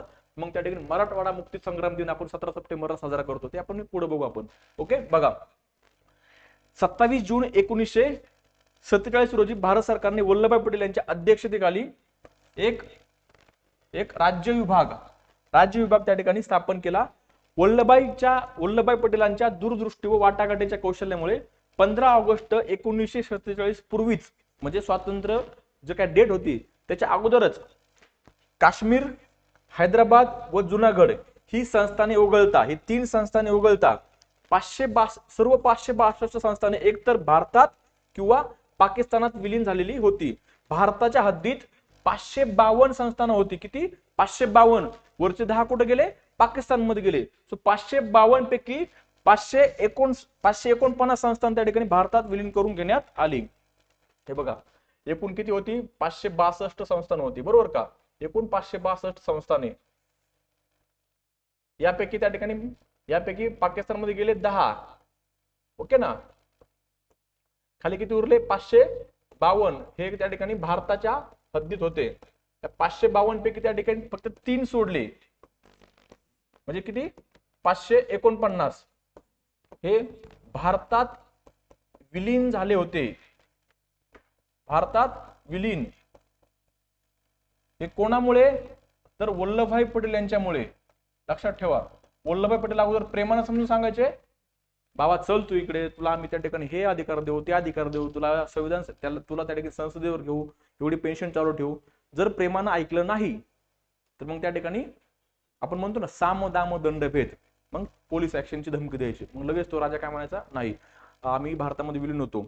अजून एक महत्वाची गोष्ट काय होती, ती त्या राजाच्या जो काही त्या ठिकाणी क्षेत्रफळ होतं, त्या राज्याच्या क्षेत्रफळामधील, त्या संस्थानाच्या क्षेत्रफळामधील जी काही जनता होती, ही जनता त्या ठिकाणी राजाच्या विरोधामध्ये होती. मग वल्लभभाई पटेल त्या राजाला सांगायचे, बघ तू जर प्रेमानं आला नाही तुला आम्ही ह्या 10 गोष्टी देऊ, ह्या 10 गोष्टी जर तुला नको आहेत, तुला मग लोकांचा बंड, त्या ठिकाणी लोकांच्या बंडाला तुला सामोरं जावं लागेल. मग तो राजा लगेच काय करायचा, भारताच्या मध्ये विलीन करून घ्यायचा.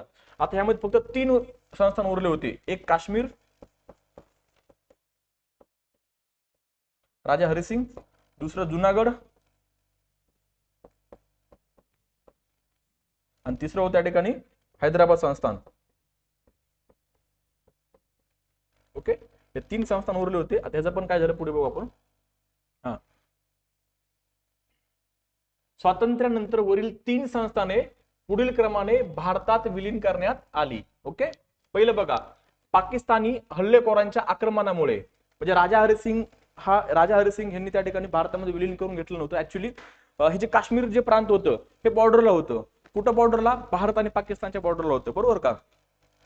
काश्मीरची परिस्थिती अशी होती की काश्मीरचा जो राजा होता हा हिंदू होता, राजा हरिसिंग, आणि काश्मीरची जनता होती ती मुस्लिम होती, बरोबर. सो बहुतांश जनता, म्हणजे बहुतांश जनता त्या ठिकाणी काय होती, मॅनिप्युलेट झालेली होती. मॅनिप्युलेट म्हणजे काय, त्यांच्यावर त्या ठिकाणी धर्माच्या आधारावर त्यांच्यावर प्रभाव टाकला होता की तुम्ही पाकिस्तानमध्ये या. बहुतांश जनता की त्या काळामध्ये, त्यावेळेस बरं का, की आम्हाला पाकिस्तानमध्ये जायचंय, परंतु राजाची जोपर्यंत सही होत नाही तोपर्यंत तो प्रदेश हा पाकिस्तानमध्ये सुद्धा जाऊ शकत नव्हता किंवा भारतामध्ये सुद्धा येऊ शकत नव्हता. मग राजा हा हिंदू होता, राजा हिंदू होता, आणि जनता कशी होती, तर त्या ठिकाणी मुस्लिम कम्युनिटी मोठ्या प्रमाणात होती. त्या ठिकाणी जम्मूमध्ये हिंदू होते, काश्मीरमध्ये मुस्लिम होते, लडाखमध्ये बौद्ध.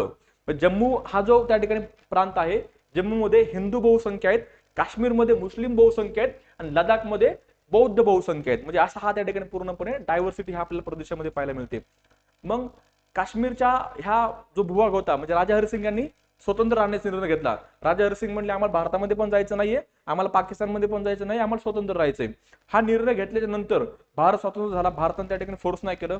त्या ठिकाणी ह्या भागामध्ये पंडित वल्लभभाई पटेल यांनी सुद्धा फोर्स नाही केलं. मग पाकिस्तानकडून त्या ठिकाणी हल्ला झाला, पाकिस्तानवरून आक्रमण झालं. पहिलं युद्ध आपण त्याला म्हणतो, काय म्हणतो, पहिलं युद्ध. पाकिस्तानकडून आक्रमण झालं.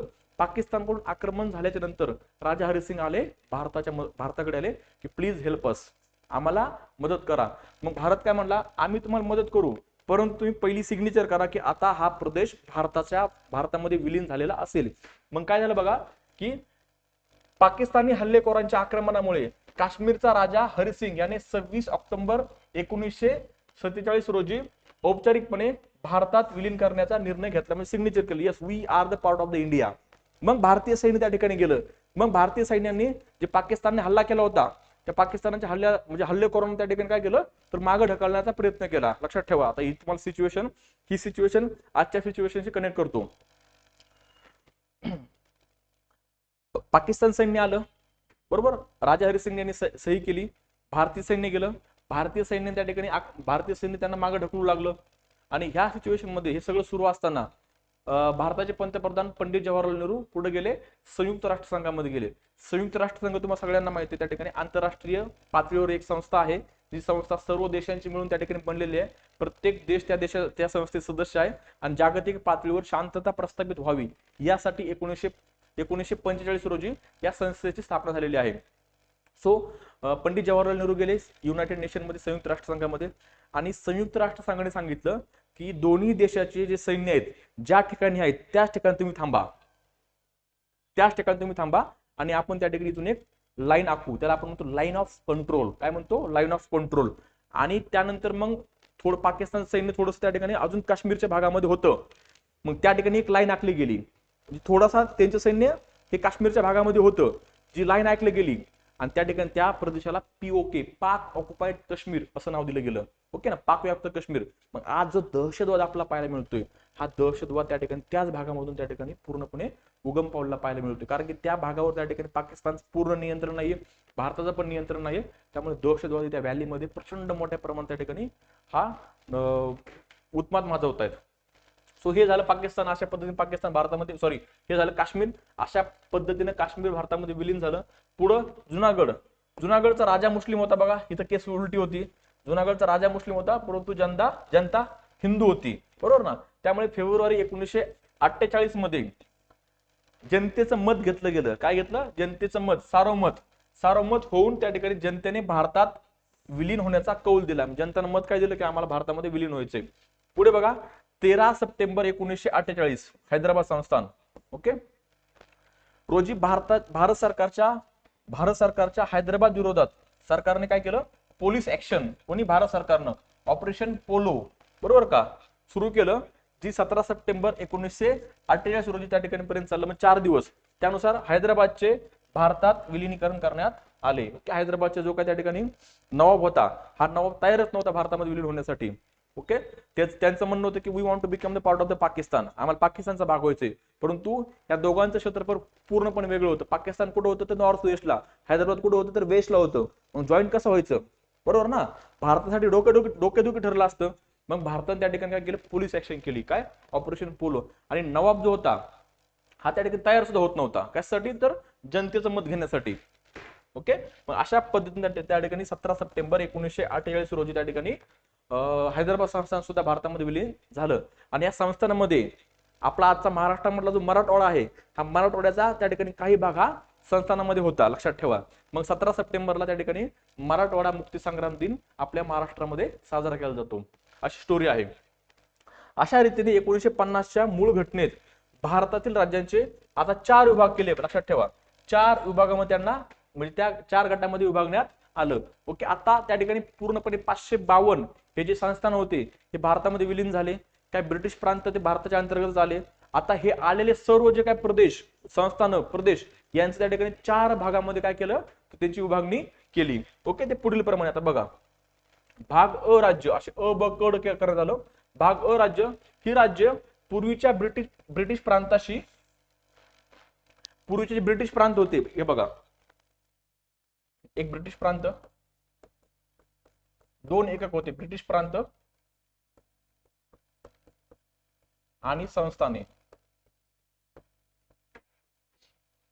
संस्थाने किती होती तर 552 जी भारतामध्ये आली होती आणि 10 पाकिस्तानमध्ये गेली होती. ओके, एकूण किती? 552. आता भाग अ जो गट होता, इथून प्रश्न बनत नाही बरं का, मी जस्ट तुम्हाला डिटेल मध्ये सांगतोय. यामध्ये पूर्वीच्या ब्रिटिश प्रांताशी 216 संस्थाने जोडून निर्माण करण्यात आलेले राज्य होते. म्हणजे ह्यामध्ये त्या ठिकाणी ब्रिटिश प्रांत प्रत्यक्षपणे ब्रिटिशांच्या अंतर्गत असलेले प्रांत प्लस संस्थांमध्ये किती तर 216, कळत ना, हा 216 संस्थान, असं मिळून त्या ठिकाणी भाग अ तयार करण्यात आला. काय? असं मिळून भाग अ तयार करण्यात आला. ह्यामध्ये कोणकोणते राज्य होते? ह्याला काय म्हणायचे तर गव्हर्नर्सची राज्य. काय म्हणायचे? गव्हर्नर्सची राज्य. यामध्ये आसाम, बिहार, बॉम्बे, म्हणजे आपण कुठे होतो तर भाग अ मध्ये होतो. बॉम्बे, त्यानंतर मध्य प्रदेश, मद्रास, ओरिसा, पंजाब, संयुक्त प्रांत आणि पश्चिम बंगाल यांचा समावेश होता. हे नाही पाठ केलं तरी एवढं काही विशेष फरक पडणार नाही. फक्त लक्षात ठेवा, बॉम्बे म्हणजे आपण कुठे होतो तर भाग अ मध्ये होतो. 216 संस्थान आणि ब्रिटिशांचे प्रांत जे डायरेक्टली ब्रिटिशांच्या नियंत्रणात होते, असं मिळून त्या ठिकाणी काय केलं तर भाग अ केला. ओके, आय होप तुम्हाला समजते बाळांनो. पुढे बघा, भाग ब राज्य. यामध्ये पूर्वीच्या 275 संस्थानांचे एकत्रीकरण करून निर्माण करण्यात आलेल्या 9 राज्यांचा समावेश होता. या राज्यांना राजप्रमुखाची राज्य असे म्हटलं जायचं. आता बघा, भाग ब ह्यात काय होतं, आता ब्रिटिश प्रांत इथं नाहीयेत, कारण ब्रिटिश प्रांत भाग अ मध्ये टाकलेत. त्यामध्ये किती फक्त संस्थान किती तर एकूण 275.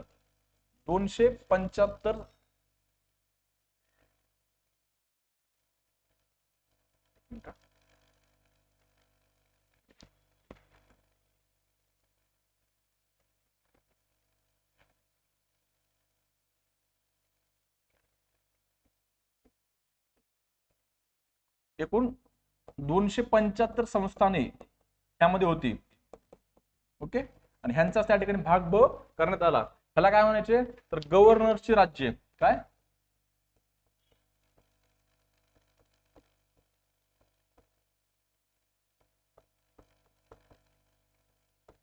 त्याला राजप्रमुखाची राज्य. म्हणजे यात इथं फक्त संस्थान होते ना, त्यामुळे त्यांना राजप्रमुखाचे राज्य. बरोबर बघा. हा, आणि ह्यामध्ये काय काय होतं तर हैदराबाद, सगळे संस्थान, जम्मू काश्मीर, मध्य भारत, मैसूर, पेप्सू, राजस्थान, सौराष्ट्र, त्रावणकोर, कोचीन, विंध्य प्रदेश यांचा समावेश यामध्ये होता. ओके, सो हे लक्षात नाही ठेवलं तरी गरजेचं नाहीये. जर असं वाटतं करायचं तर करून घ्या, एकदा दोनदा वाचून घ्या, समजून जाईल तुम्हाला. ओके, पुढे बघा भाग क. बघा भाग क राज्य, यामध्ये पूर्वीच्या 61 संस्थानांचे एकत्रीकरण करून निर्माण करण्यात आलेल्या 10 केंद्रशासित प्रदेशांचा समावेश होता. यांना काय तर कमिशनरची राज्य असे संबोधण्यात आले. ओके, पूर्वीचे 61 संस्थानांचे एकत्रीकरण करून निर्माण करण्यात आलेल्या 10 केंद्रशासित क्षेत्रांचे समावेश होता. या क्षेत्रांना कमिशनरचे राज्य असे संबोधण्यात आले. यामध्ये अजमेर, बिलासपूर, भोपाळ, पूर्व कूचबिहार, दिल्ली, हिमाचल प्रदेश, कच्छ, मणिपूर, त्रिपुरा यांचा समावेश होता. हे भाग क होते. याला काय म्हणायचं कमिशनरचे राज्य. आणि भाग ड राज्य ह्याला काय म्हणायचं तर ह्यामध्ये फक्त अंदमान व निकोबार हे बेट या एकाच राज्याचा समावेश होता. मूळ संविधानामध्ये राज्याच्या संदर्भात ह्या तरतुदी होत्या. भाग अ, भाग ब, भाग क आणि भाग ड. भाग अ मध्ये काय होतं बाळांनो तर भाग अ मध्ये ब्रिटिशांचे प्रांत आणि त्या ठिकाणी संस्थान एकक. ओके, ब्रिटिश प्रांत आणि 216 संस्थान हे भाग अ मध्ये होते. त्याला गव्हर्नरची राज्य असं म्हटलं जायचं. भाग ब मध्ये ब्रिटिशांचे प्रांत नव्हते, कारण ते संपलेले होते, ते अ मध्येच ऍड केले होते. भाग मध्ये फक्त 275 संस्थानांचा मिळून त्या ठिकाणी भाग ब केला होता. आणि ह्यामध्ये फक्त संस्थान असल्यामुळे, राज्यांचे संस्थान असल्यामुळे त्याला राजप्रमुखाचे राज्य असं म्हटलं गेलं. तिसरं काय होतं भाग क, त्यामध्ये एकूण 61 संस्थानांचं एकत्रीकरण करून त्या ठिकाणी केंद्रशासित म्हणजे 10 केंद्रशासित प्रदेश एकत्र करून त्यांना कमिशनरचे राज्य असं म्हटलं गेलं. आणि चौथं भाग ड मध्ये काय फक्त एकट्या अंदमान आणि निकोबार बेटा समावेशामध्ये करण्यात आला. तर ह्या तरतुदी मूळ संविधानामध्ये होत्या, ह्या अगोदर नव्हत्या. लक्षात ठेवा, हे आजचे तुम्ही राज्य बघताय हे राज्य नंतर त्या ठिकाणी हळूहळू 1956 नंतर एक एक एक एक स्थापन करण्यात आलेले आहेत. जसं जसं राज्यामधून लोकांचा उठाव होत होता राज्याच्या निर्मितीसाठी, तसे तसे राज्य स्थापन करण्यात आलेले आहेत. पुढे बघा, आता हे केलं होतं मूळ संविधानामध्ये, परंतु लोकांना हे मान्य नव्हतं. People didn't accept it. They want the separate state on the basis of the language. Okay, they didn't accept it before the freedom. Okay, म्हणजे स्वातंत्र्याच्या अगोदर जे नेते होते त्यावेळी स्वातंत्र्य लढ्यामध्ये, नेहरू असतील वगैरे, इंडियन नॅशनल काँग्रेस असेल, यांनी भारत स्वातंत्र्य झाल्याच्या नंतर भारताची निर्मिती आम्ही भाषेच्या आधारावर करू असं त्या ठिकाणी लोकांना प्रॉमिस केलं होतं. त्यामुळे स्वातंत्र्य झाल्याच्या नंतर लोकांनी भाषेच्या आधारावर त्या ठिकाणी राज्य पाहिजे अशी मागणी केली. ओके, भाषावार राज्य पुनर्रचना. ओके, राज्य पुनर्रचनेसाठी भाषा हा निकष का, भाषेचा निकष का, ओके, असं त्या ठिकाणी विचारण्यात आलं. तर 1947च्या आधीपासूनच भाषेच्या आधारावर राज्य निर्मितीच्या मागणीनं, म्हणजे स्वातंत्र्य व्हायच्या अगोदरच त्या ठिकाणी भाषेच्या आधारावर राज्य असावं असं त्या ठिकाणी लोकांनी मागणी केली होती. उदाहरणार्थ काय 1905 मध्ये बंगालमध्ये वंगभंग चळवळी दरम्यान त्या ठिकाणी भाषेच्या आधारावर त्या ठिकाणी राज्य असावं अशी मागणी केली होती. 1917 मध्ये तेलुगू भाषिक लोकांची मद्रास प्रांतामधून आंध्र वेगळा करण्याची मागणी, म्हणजे आजचं तमिळनाडूमधून आंध्र प्रदेश वेगळा असावा अशी मागणी. 1920च्या काँग्रेसच्या नागपूर अधिवेशनात भाषावार राज्य पुनर्रचनेचे तत्व स्वीकारण्यात आले. म्हणजे 1920चं जे काँग्रेसचं नागपूरमधील अधिवेशन होतं त्या अधिवेशनामध्ये त्या ठिकाणी राज्यांची पुनर्रचना ही भाषेच्या आधारावर असावी हे तत्व त्या ठिकाणी काँग्रेसने मान्य केलं होतं. 1928 नेहरू रिपोर्ट मध्ये भाषावार प्रांत रचनेचे तत्व स्वीकारण्यात आले. म्हणजे बघा, नेहरू रिपोर्ट असेल, काँग्रेसचं अधिवेशन असेल, यामध्ये त्या ठिकाणी राज्यांची पुनर्रचना भाषेच्या आधारावर असावी असे तत्व स्वीकारण्यात आले होतं. परंतु जेव्हा नेहरू किंवा काँग्रेस हे सत्तेमध्ये आलं किंवा संविधान लिहिलं जाऊ लागलं त्यावेळेस त्यांनी त्या ठिकाणी भाषेच्या आधारावर राज्य नसावं ह्याला किंवा भाषेच्या आधारावर राज्याला विरोध केला. या रिपोर्टच्या मते प्रांत पुनर्रचना अंशतः भौगोलिक, अंशतः आर्थिक व वित्तीय, मात्र मुख्यतः भाषिक आधारावर असावी. म्हणजेच काय, मुख्यतः प्रांताची पुनर्रचना भाषेच्या आधारावर असावी हे त्यांनी मान्य केलं होतं. म्हणजे हा आधार होता. स्वातंत्र्य लढ्याच्या दरम्यान वेळोवेळी काँग्रेस असेल, त्यानंतर वेगवेगळ्या चळवळीमध्ये, त्या ठिकाणी वंगभंग चळवळ असेल, वेगवेगळ्या चळवळीमध्ये राज्याची पुनर्रचना भाषेच्या आधारावर असावी हे तत्व त्या ठिकाणी वेळोवेळी मान्य केलं जाऊ लागलं. त्यामुळे जेव्हा भारत स्वतंत्र झाला, लोकांनी भाषेच्या आधारावर राज्याची निर्मिती व्हावी अशी मागणी सुरू केली. आता बघा, भाषिक आधारामुळे स्थानिक जनतेचा प्रशासनामध्ये अधिक सहभाग म्हणजे का, म्हणजे त्या ठिकाणी भाषिक आधारावर का असावं, ह्याच्या मागचं लॉजिक काय होतं बघा, की भाषिक आधारामुळे स्थानिक जनतेचा प्रशासनामध्ये अधिक सहभाग त्या ठिकाणी वाढेल, पहिलं. दुसरं, भाषिक प्रदेश हे नैसर्गिक व भौगोलिक दृष्ट्या सलग असल्याने त्यांचे प्रशासन सोपे जाईल. म्हणजे बघा, मराठी भाषा महाराष्ट्र, आपण पुढे गेलो गुजरात, ओके, कन्नड कर्नाटक, म्हणजे भौगोलिक दृष्ट्या सुद्धा हे सलग होते, त्यामुळे प्रशासन करणं सोपं जाईल. त्यामुळे सुद्धा भाषेच्या आधारावर राज्याची निर्मिती करावी हे अशी त्या ठिकाणी ह्याला एक पॉझिटिव्ह हा आधार होता. पुढे काय, ब्रिटिशांनी दुर्लक्ष केलेल्या देशी भाषांना चालना मिळेल, हा एक त्यामागचं लॉजिक होतं. पुढं भाषिक राज्यांच्या मागणीला जन आधार म्हणजे मास अपील, लोकांचा त्या ठिकाणी सपोर्ट होता. पुढे राज्यांचे 4 गटातील कृत्रिम विभाजन आर्थिक दृष्ट्या खर्चिक, म्हणजे आपण 4 गट बघितले अ ब क ड, ते आर्थिकदृष्ट्या खर्चिक, प्रशासकीय दृष्ट्या अकार्यक्षम, तसेच भौगोलिक दृष्ट्या सुद्धा अयुक्त असल्याचे आढळून आले. म्हणजे काय, की लॉजिकच नव्हतं. एक प्रदेश तिकडला, एक प्रदेश इकडला, मग त्या ठिकाणी त्यांचं त्या ठिकाणी कनेक्टिव्हिटी कशी ठेवायची, कसा त्या ठिकाणी प्रशासन करायचं, हे त्या ठिकाणी लॉजिकल नव्हतं. पुढे बघा, आता भाषावार राज्य पुनर्रचनेच्या प्रक्रियेतील टप्पे, आता त्या ठिकाणी वेगवेगळ्या टप्प्यामध्ये भाषेच्या पुनर्रचना संदर्भात मागणी केली जावली. ओके, 1 मिनिट ब्रेक येतो आणि लगेच येतो. चलो.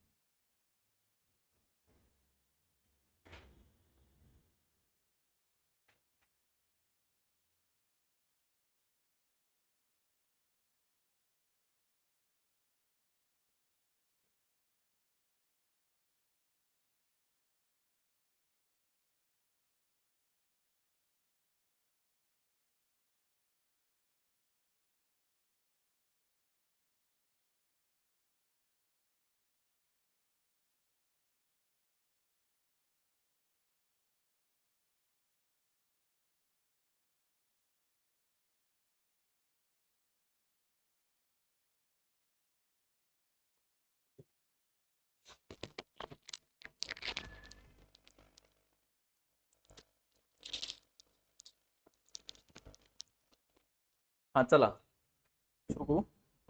एस के धर आयोग, ओके, 1948, हे आपल्या भारतीय संविधान सभेच्या अध्यक्षांनी, भारतीय संविधान सभेचे अध्यक्ष कोण होते, डॉक्टर राजेंद्र प्रसाद यांनी राज्य पुनर्रचनेबाबत शिफारस करण्यासाठी एस के धर हे कोण होते, अलाहाबाद उच्च न्यायालयातील न्यायाधीश यांच्या अध्यक्षतेखाली त्या ठिकाणी आयोग स्थापन केला होता.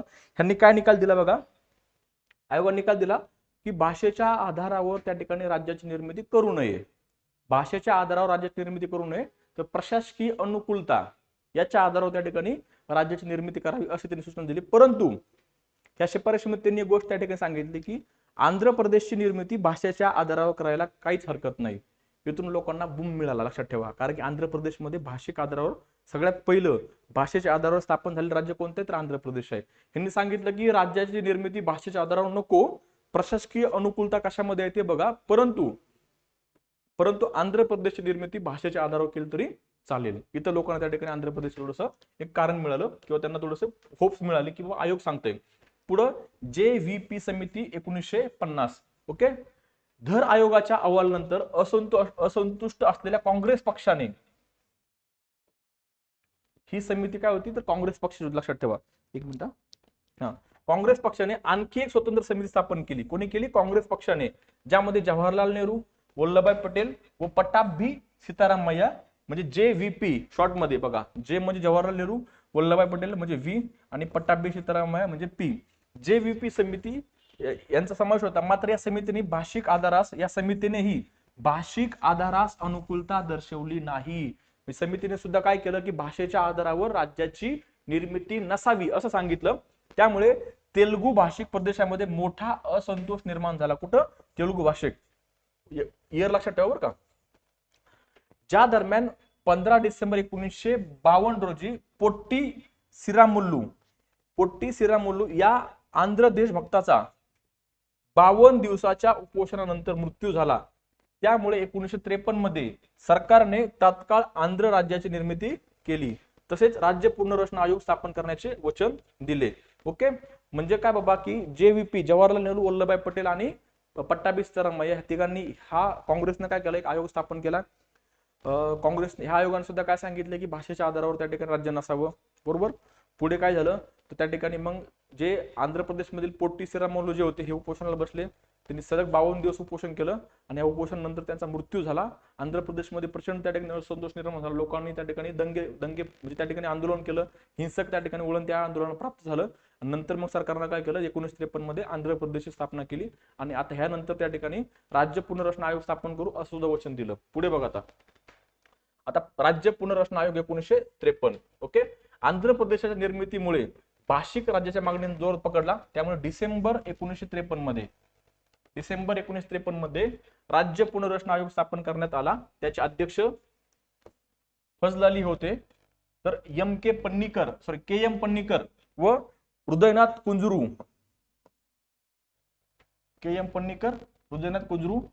हे सदस्य होते. म्हणून या आयोगास पाक आयोग असंही म्हणतात. पाक म्हणजे पी म्हणजे काय, त्या ठिकाणी पन्नीकर, बरोबर का.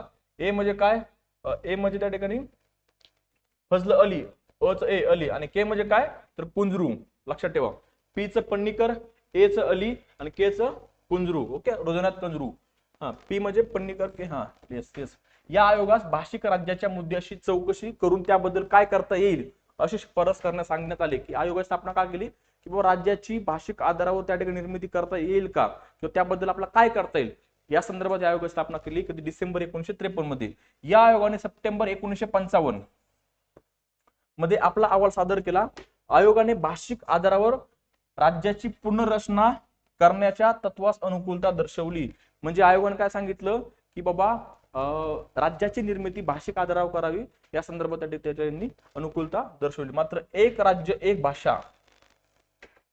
भाषा या तत्वाचा अस्वीकार केला. परंतु नंतर एकाच राज्यामध्ये एकच भाषा आपल्याला पाहायला मिळते, मेजॉरिटी. उदाहरणार्थ महाराष्ट्र मध्ये मराठी. पुढं आयोगाने राज्य पुनर्रचनेच्या योजनेसाठी 4 प्रमुख घटकांची ओळख केली.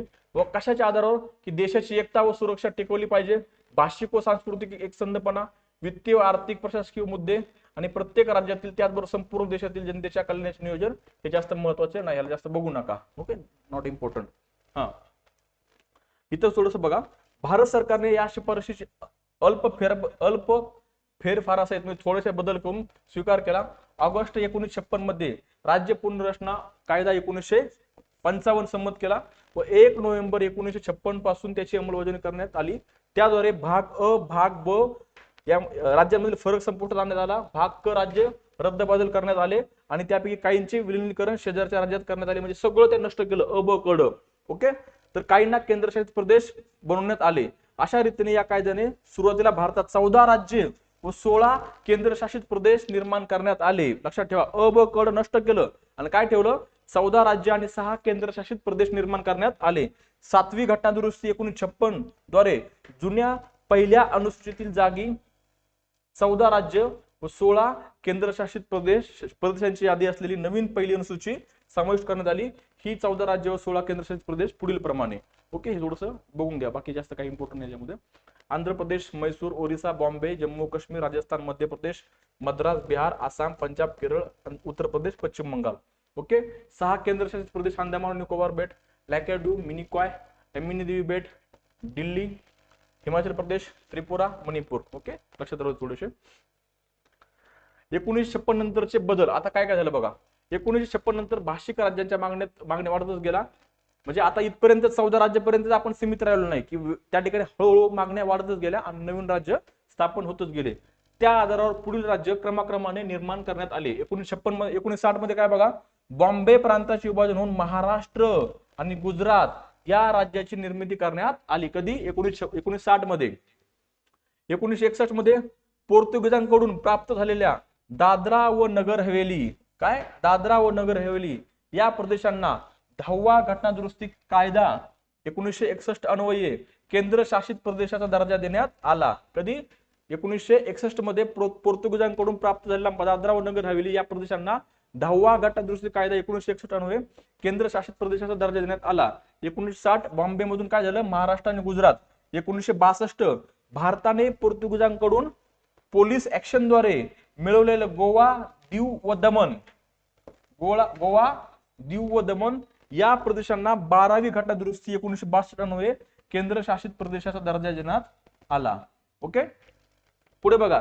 1962 फ्रेंचांकडून प्राप्त झालेल्या पॉंडिचेरी, करायकल, माहे, यानस या प्रदेशांना 14वी घटना दुरुस्ती कायदा 1962 अन्वये पॉंडिचेरी नावाने केंद्रशासित प्रदेशात दर्जा देण्यात आला.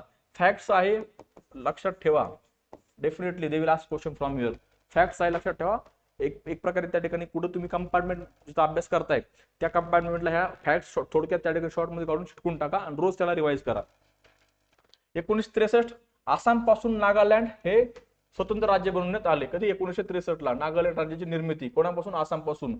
1966 पंजाब प्रांताचे विभाजन, पंजाब व हरियाणा ही 2 राज्य व चंदीगड हे केंद्रशासित प्रदेश त्या ठिकाणी करण्यात आले. म्हणजे पंजाब मोठा जो प्रांत होता त्यामधून 2 राज्य आणि 1 केंद्रशासित प्रदेश, पंजाब व हरियाणा व चंदीगड हा केंद्रशासित प्रदेश. 1970 हिमाचल प्रदेश या केंद्रशासित प्रदेशास राज्याचा दर्जा देण्यात आला. कधी? 1970 ला. ओके, राज्य म्हणून ते 1971 मध्ये अस्तित्वात आले. अगोदर कसला? तर केंद्र. ठीक आहे. 1972 मणिपूर, त्रिपुरा व मेघालया, मणिपूर, त्रिपुरा, मेघालय या राज्याची निर्मिती करण्यात आली. मणिपूर व त्रिपुरा हे या केंद्रशासित प्रदेशांना राज्यात दर्जा देण्यात आला. तर मेघालयाला पूर्वी 23वी घटना दुरुस्ती 1969 अन्वये आसाम राज्यातील एक उपराज्य म्हणून दर्जा देण्यात आला होता. ठीक आहे. म्हणजे अगोदर त्या ठिकाणी जे मणिपूर मेघालय जे होतं, मेघालय अगोदर त्या ठिकाणी आसामचं उपराज्य होतं.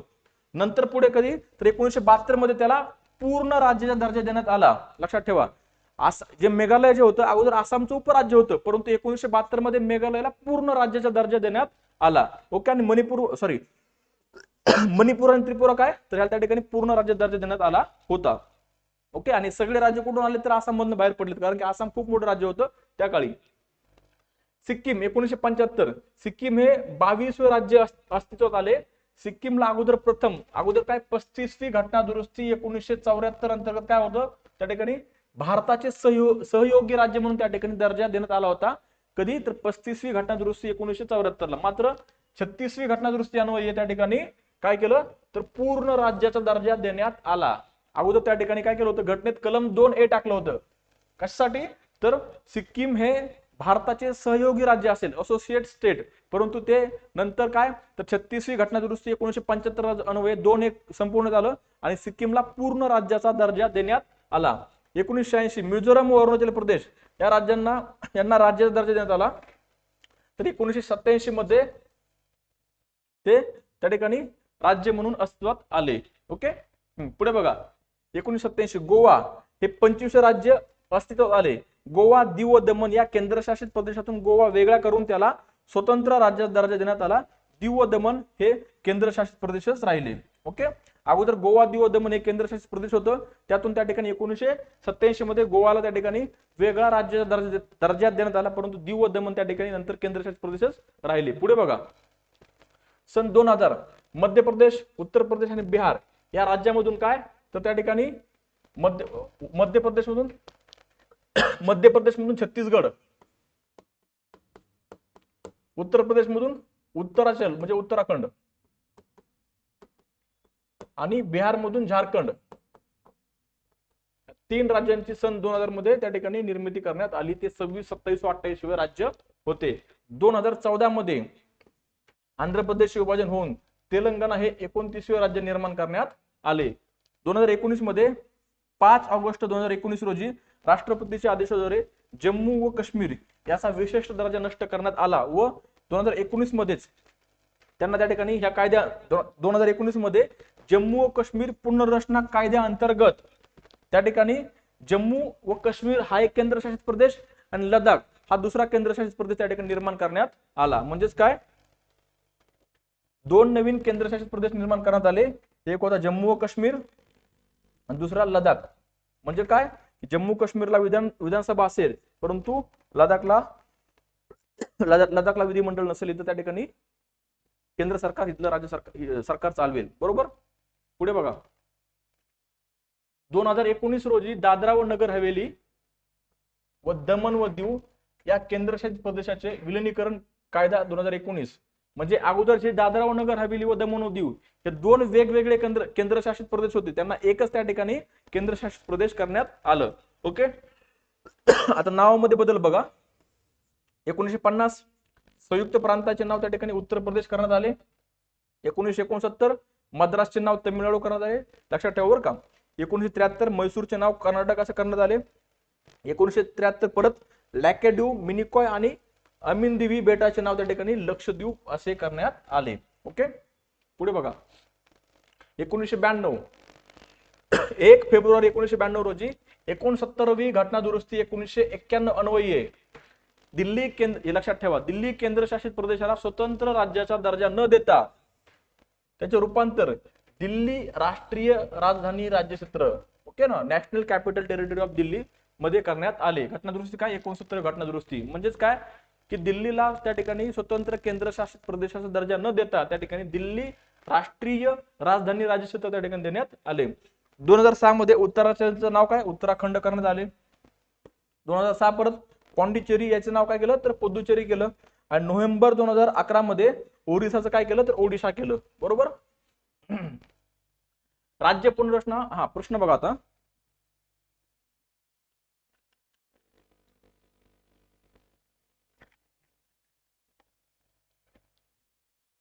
खालील विधाने विचारात घ्या. ओके. राज्य पुनर्रचना आयोग आणि कायदा या बाबतीत खालील विधाने विचारात घ्या.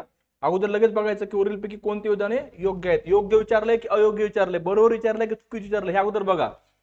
2019 प्रश्न आहे. आयोगाची निर्मिती डिसेंबर 1953 मध्ये करण्यात आली. कोणता आयोग तर राज्य पुनर्रचना आयोगाच्या संदर्भात. ओके. डिसेंबर 1953 मध्ये, हे ट्रू आहे. बरोबर ना. मग हे बरोबर असेल तर काय चुकलं तर इथं अ नाहीये, हा कट झालं, इथं सुद्धा अ नाही, हे कट झालं. ओके. आता बघा, आयोगाच्या प्रमुखपदी फजल अली, आपण PAK बघितलं होतं ना. Okay. PAK sorry, Fazal Ali H A. आयोगाचे अन्य दोन सदस्य HV कामत आणि गोविंद वल्लभ पंत हे होते नाही. काय होते तर कुंजरू आणि पन्नीकर हे दोन होते. P म्हणजे पन्नीकर आणि K म्हणजे कुंजरू, हृदयनाथ कुंजरू. म्हणजे हे स्टेटमेंट चुकीचं आहे, फॉल्स. ओके. आता ब जिथं तिथं कट करून टाका, इथं ब आहे, खतम, राहिलं फक्त चौथंच D. म्हणजे इथं त्यांना फक्त तुम्हाला सदस्य विचारायचं की सदस्य कोण होते. त्यांना अपेक्षित होतं की तुम्हाला फक्त वरचे दोन स्टेटमेंट आले पाहिजेत, बाकी त्यांना अपेक्षित नव्हतं, लक्षात ठेवा. डिसेंबर 1953 ला आयोग स्थापना झाली, त्यांना हे तुम्हाला माहित पाहिजे, अपेक्षित होतं, हे आयोगाला पाहिजे होतं. दुसरं काय सदस्य कोण होते, बाकी खालचं त्या ठिकाणी चुकीचंच आहे. क काय सांगते, आयोगाने आपला अहवाल 30 सप्टेंबर 1956 रोजी सादर केला, नाही 56 ला सादर केलाय. राज्य पुनर्रचना आयोग अधिनियम 31 ऑगस्ट 1956 रोजी मंजूर झाला, हे पण चुकीचं आहे. ओके. राज्य पुनर्रचना अधिनियम हे पण चुकीचं आहे. ओके. अ आणि ड फक्त. पुढे बघा, योग्य क्रमानुसार योग्य क्रम लावा. राज्यांची निर्मिती, राज्यसेवा पूर्व परीक्षा 2018. ओके. महाराष्ट्र पहिलं 1960 आहे, नागालँड 1963 आहे, मेघालया मला वाटतं 1973 आहे. Okay. Let's check it once. Mizoram 1980 आणि मेघालय बघा, मेघालय 1972, सॉरी 1972, मेघालय 1972. ओके. 1972, मिझोरम 1986. आता क्रम लावा. सगळ्यात पहिले काय आलं पाहिजे, D महाराष्ट्र. ओके. D आलं पाहिजे सगळ्यात पहिलं. 2 नंबरला B आलं पाहिजे. 3 नंबरला आलं पाहिजे C मेघालय आणि 4 नंबर आलं पाहिजे मिझोरम A. ओके. A म्हणजे DBCA ऑप्शन क्रमांक 2. ओके. पुढे बघा, असे प्रश्न विचारले जातात. भारतात, आता हा राज्यसेवा मुख्य परीक्षा 2013 चा प्रश्न आहे. भारतात राज्य निर्मितीच्या अनुषंगाने खालीलपैकी कोणत्या तरतुदी घटनेत अंतर्भूत नाहीत. नाहीत विचारलंय, नीट वाचायचं, शेवटपर्यंत वाचायचं. आपल्याला सवय असते फास्ट मध्ये प्रश्न वाचायचा आणि मग चुकायचं. शांत पद्धतीने शेवटपर्यंत प्रश्न वाचायचा. 2 किंवा अधिक राज्य एकत्र करून नव्या राज्याची निर्मिती करता येते. यस, बरोबर आहे, आपण बघितलं ना. दोन किंवा अधिक राज्य एकत्र करून नवीन राज्याची निर्मिती करता येते. आता ट्रू आहे, इथं फॉल्स विचारले, मग जिथं ऑप्शन क्रमांक ए आहे त्याला कट करा. ओके, हे इथं आहे, हे कट झालं. बरोबर. पुढे बघा, कोणत्याही राज्याचे नाव अथवा सीमा बदलण्याकरिता संबंधित राज्य विधिमंडळाची स्पष्ट सहमती आवश्यक असते. स्पष्ट सहमती आवश्यक नसते बाळांनो. ओके, नसते, फॉल्स आहे. ओके, आता फॉल्स विचारलं, इथं पण फॉल्स विचारले ना, हे फॉल्स आहे. मग बी जिथं आहे ते ठेवा, बाकी कट करा. बी इथं आहे, इथं आहे, हे कट करा, कारण की फॉल्स विचारले ना, चुकीचं विचारलेलं आहे. मग चुकीचं विचारलं, चुकीचं पाहिजे त्याच्यामध्ये, इथं चुकीचं बी नाही, ह्याला कट केलं. पुढे बघा, कोणते राज्य केंद्रशासित प्रदेश म्हणून रूपांतरित करता येते. ठीक आहे, येईल. हा, संबंधित राज्य शासनाचे मत मागून केंद्र शासन नवीन राज्य अथवा केंद्रशासित प्रदेशाची निर्मिती करू शकते. फॉल्स लक्षात ठेवा, केंद्रशासित प्रदेशाबद्दल त्या ठिकाणी सहमती गरजेची नाही, म्हणजे डी. ओके, म्हणजे डी फॉल्स त्या ठिकाणी पाहिजे आपल्याला. बरोबर. So B C D option क्रमांक 2. सॉरी.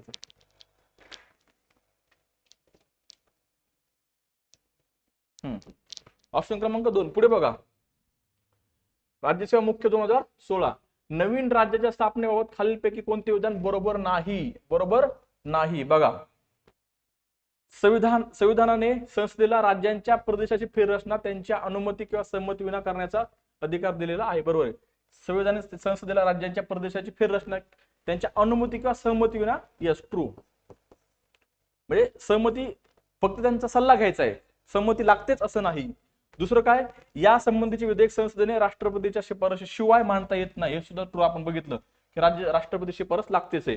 प्रभावित राज्य किंवा राज्ये मत प्रदर्शन करू शकतील, परंतु संसदेच्या इच्छाशक्तीला विरोध करू शकत नाही. हे सुद्धा बरोबर आहे.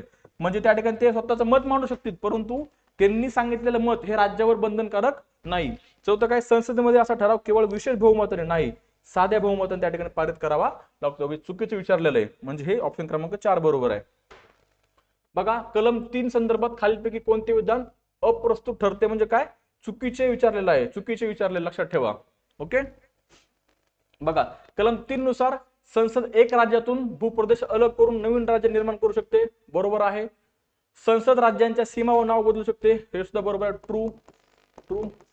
नवीन राज्य निर्माण करण्याबाबतचे विधेयक केवळ राष्ट्रपतीच्या पूर्व शिफारशीनेच संसदेत सादर करता येते. ट्रू.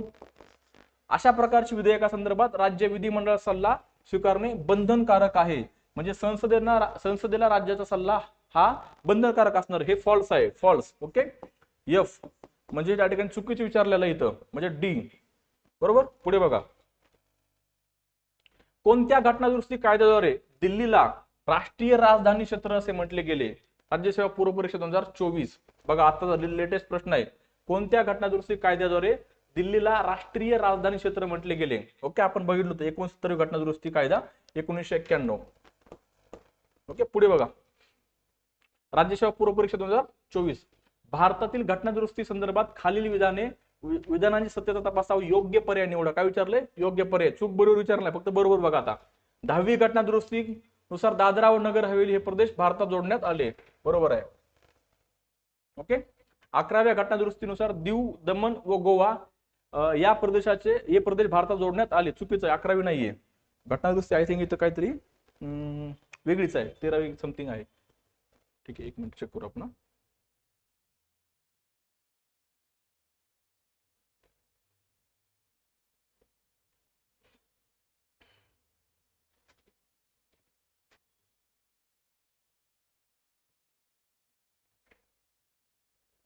हम्म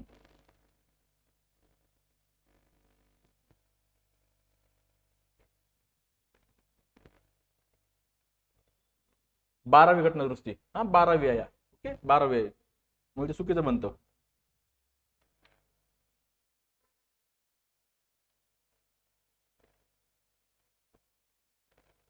हे चुकीचं आहे, 12वी आहे. म्हणजे ब गेलं, ब कट झालं. यस, ए बरोबर आहे. सी आणि डी बघा. 15व्या घटनादुरुस्तीनुसार केंद्रशासित प्रदेशांमध्ये 15व्या घटनादुरुस्तीनुसार केंद्रशासित प्रदेशांमध्ये विधिमंडळे स्थापना करण्यात आली नाही. 15वी घटनादुरुस्तीनुसार उच्च न्यायालयाचे जे न्यायाधीश आहेत त्यांच्या संख्येमध्ये वाढ करण्यात आली. हे चुकीचं आहे, म्हणजे काय, सी गेलं. ओके, उरलं डी. चौथा ए आणि डी. ओके, सो अशा पद्धतीने त्या ठिकाणी आपण आजचं लेक्चर संपवलेलं आहे. Thank you so much for the lecture. Take care, bye. Have a nice day. Okay, काही डाऊट्स असतील तर ह्या नंबरवर कॉल करा. माझ्या 2 नंबर्स आहेत, ह्याच्यावर तुम्ही कॉल करा. तुमचे डाऊट्स त्या ठिकाणी सॉल्व्ह केले जातील. Thank you so much for the lecture. Take care. Bye. Have a nice day.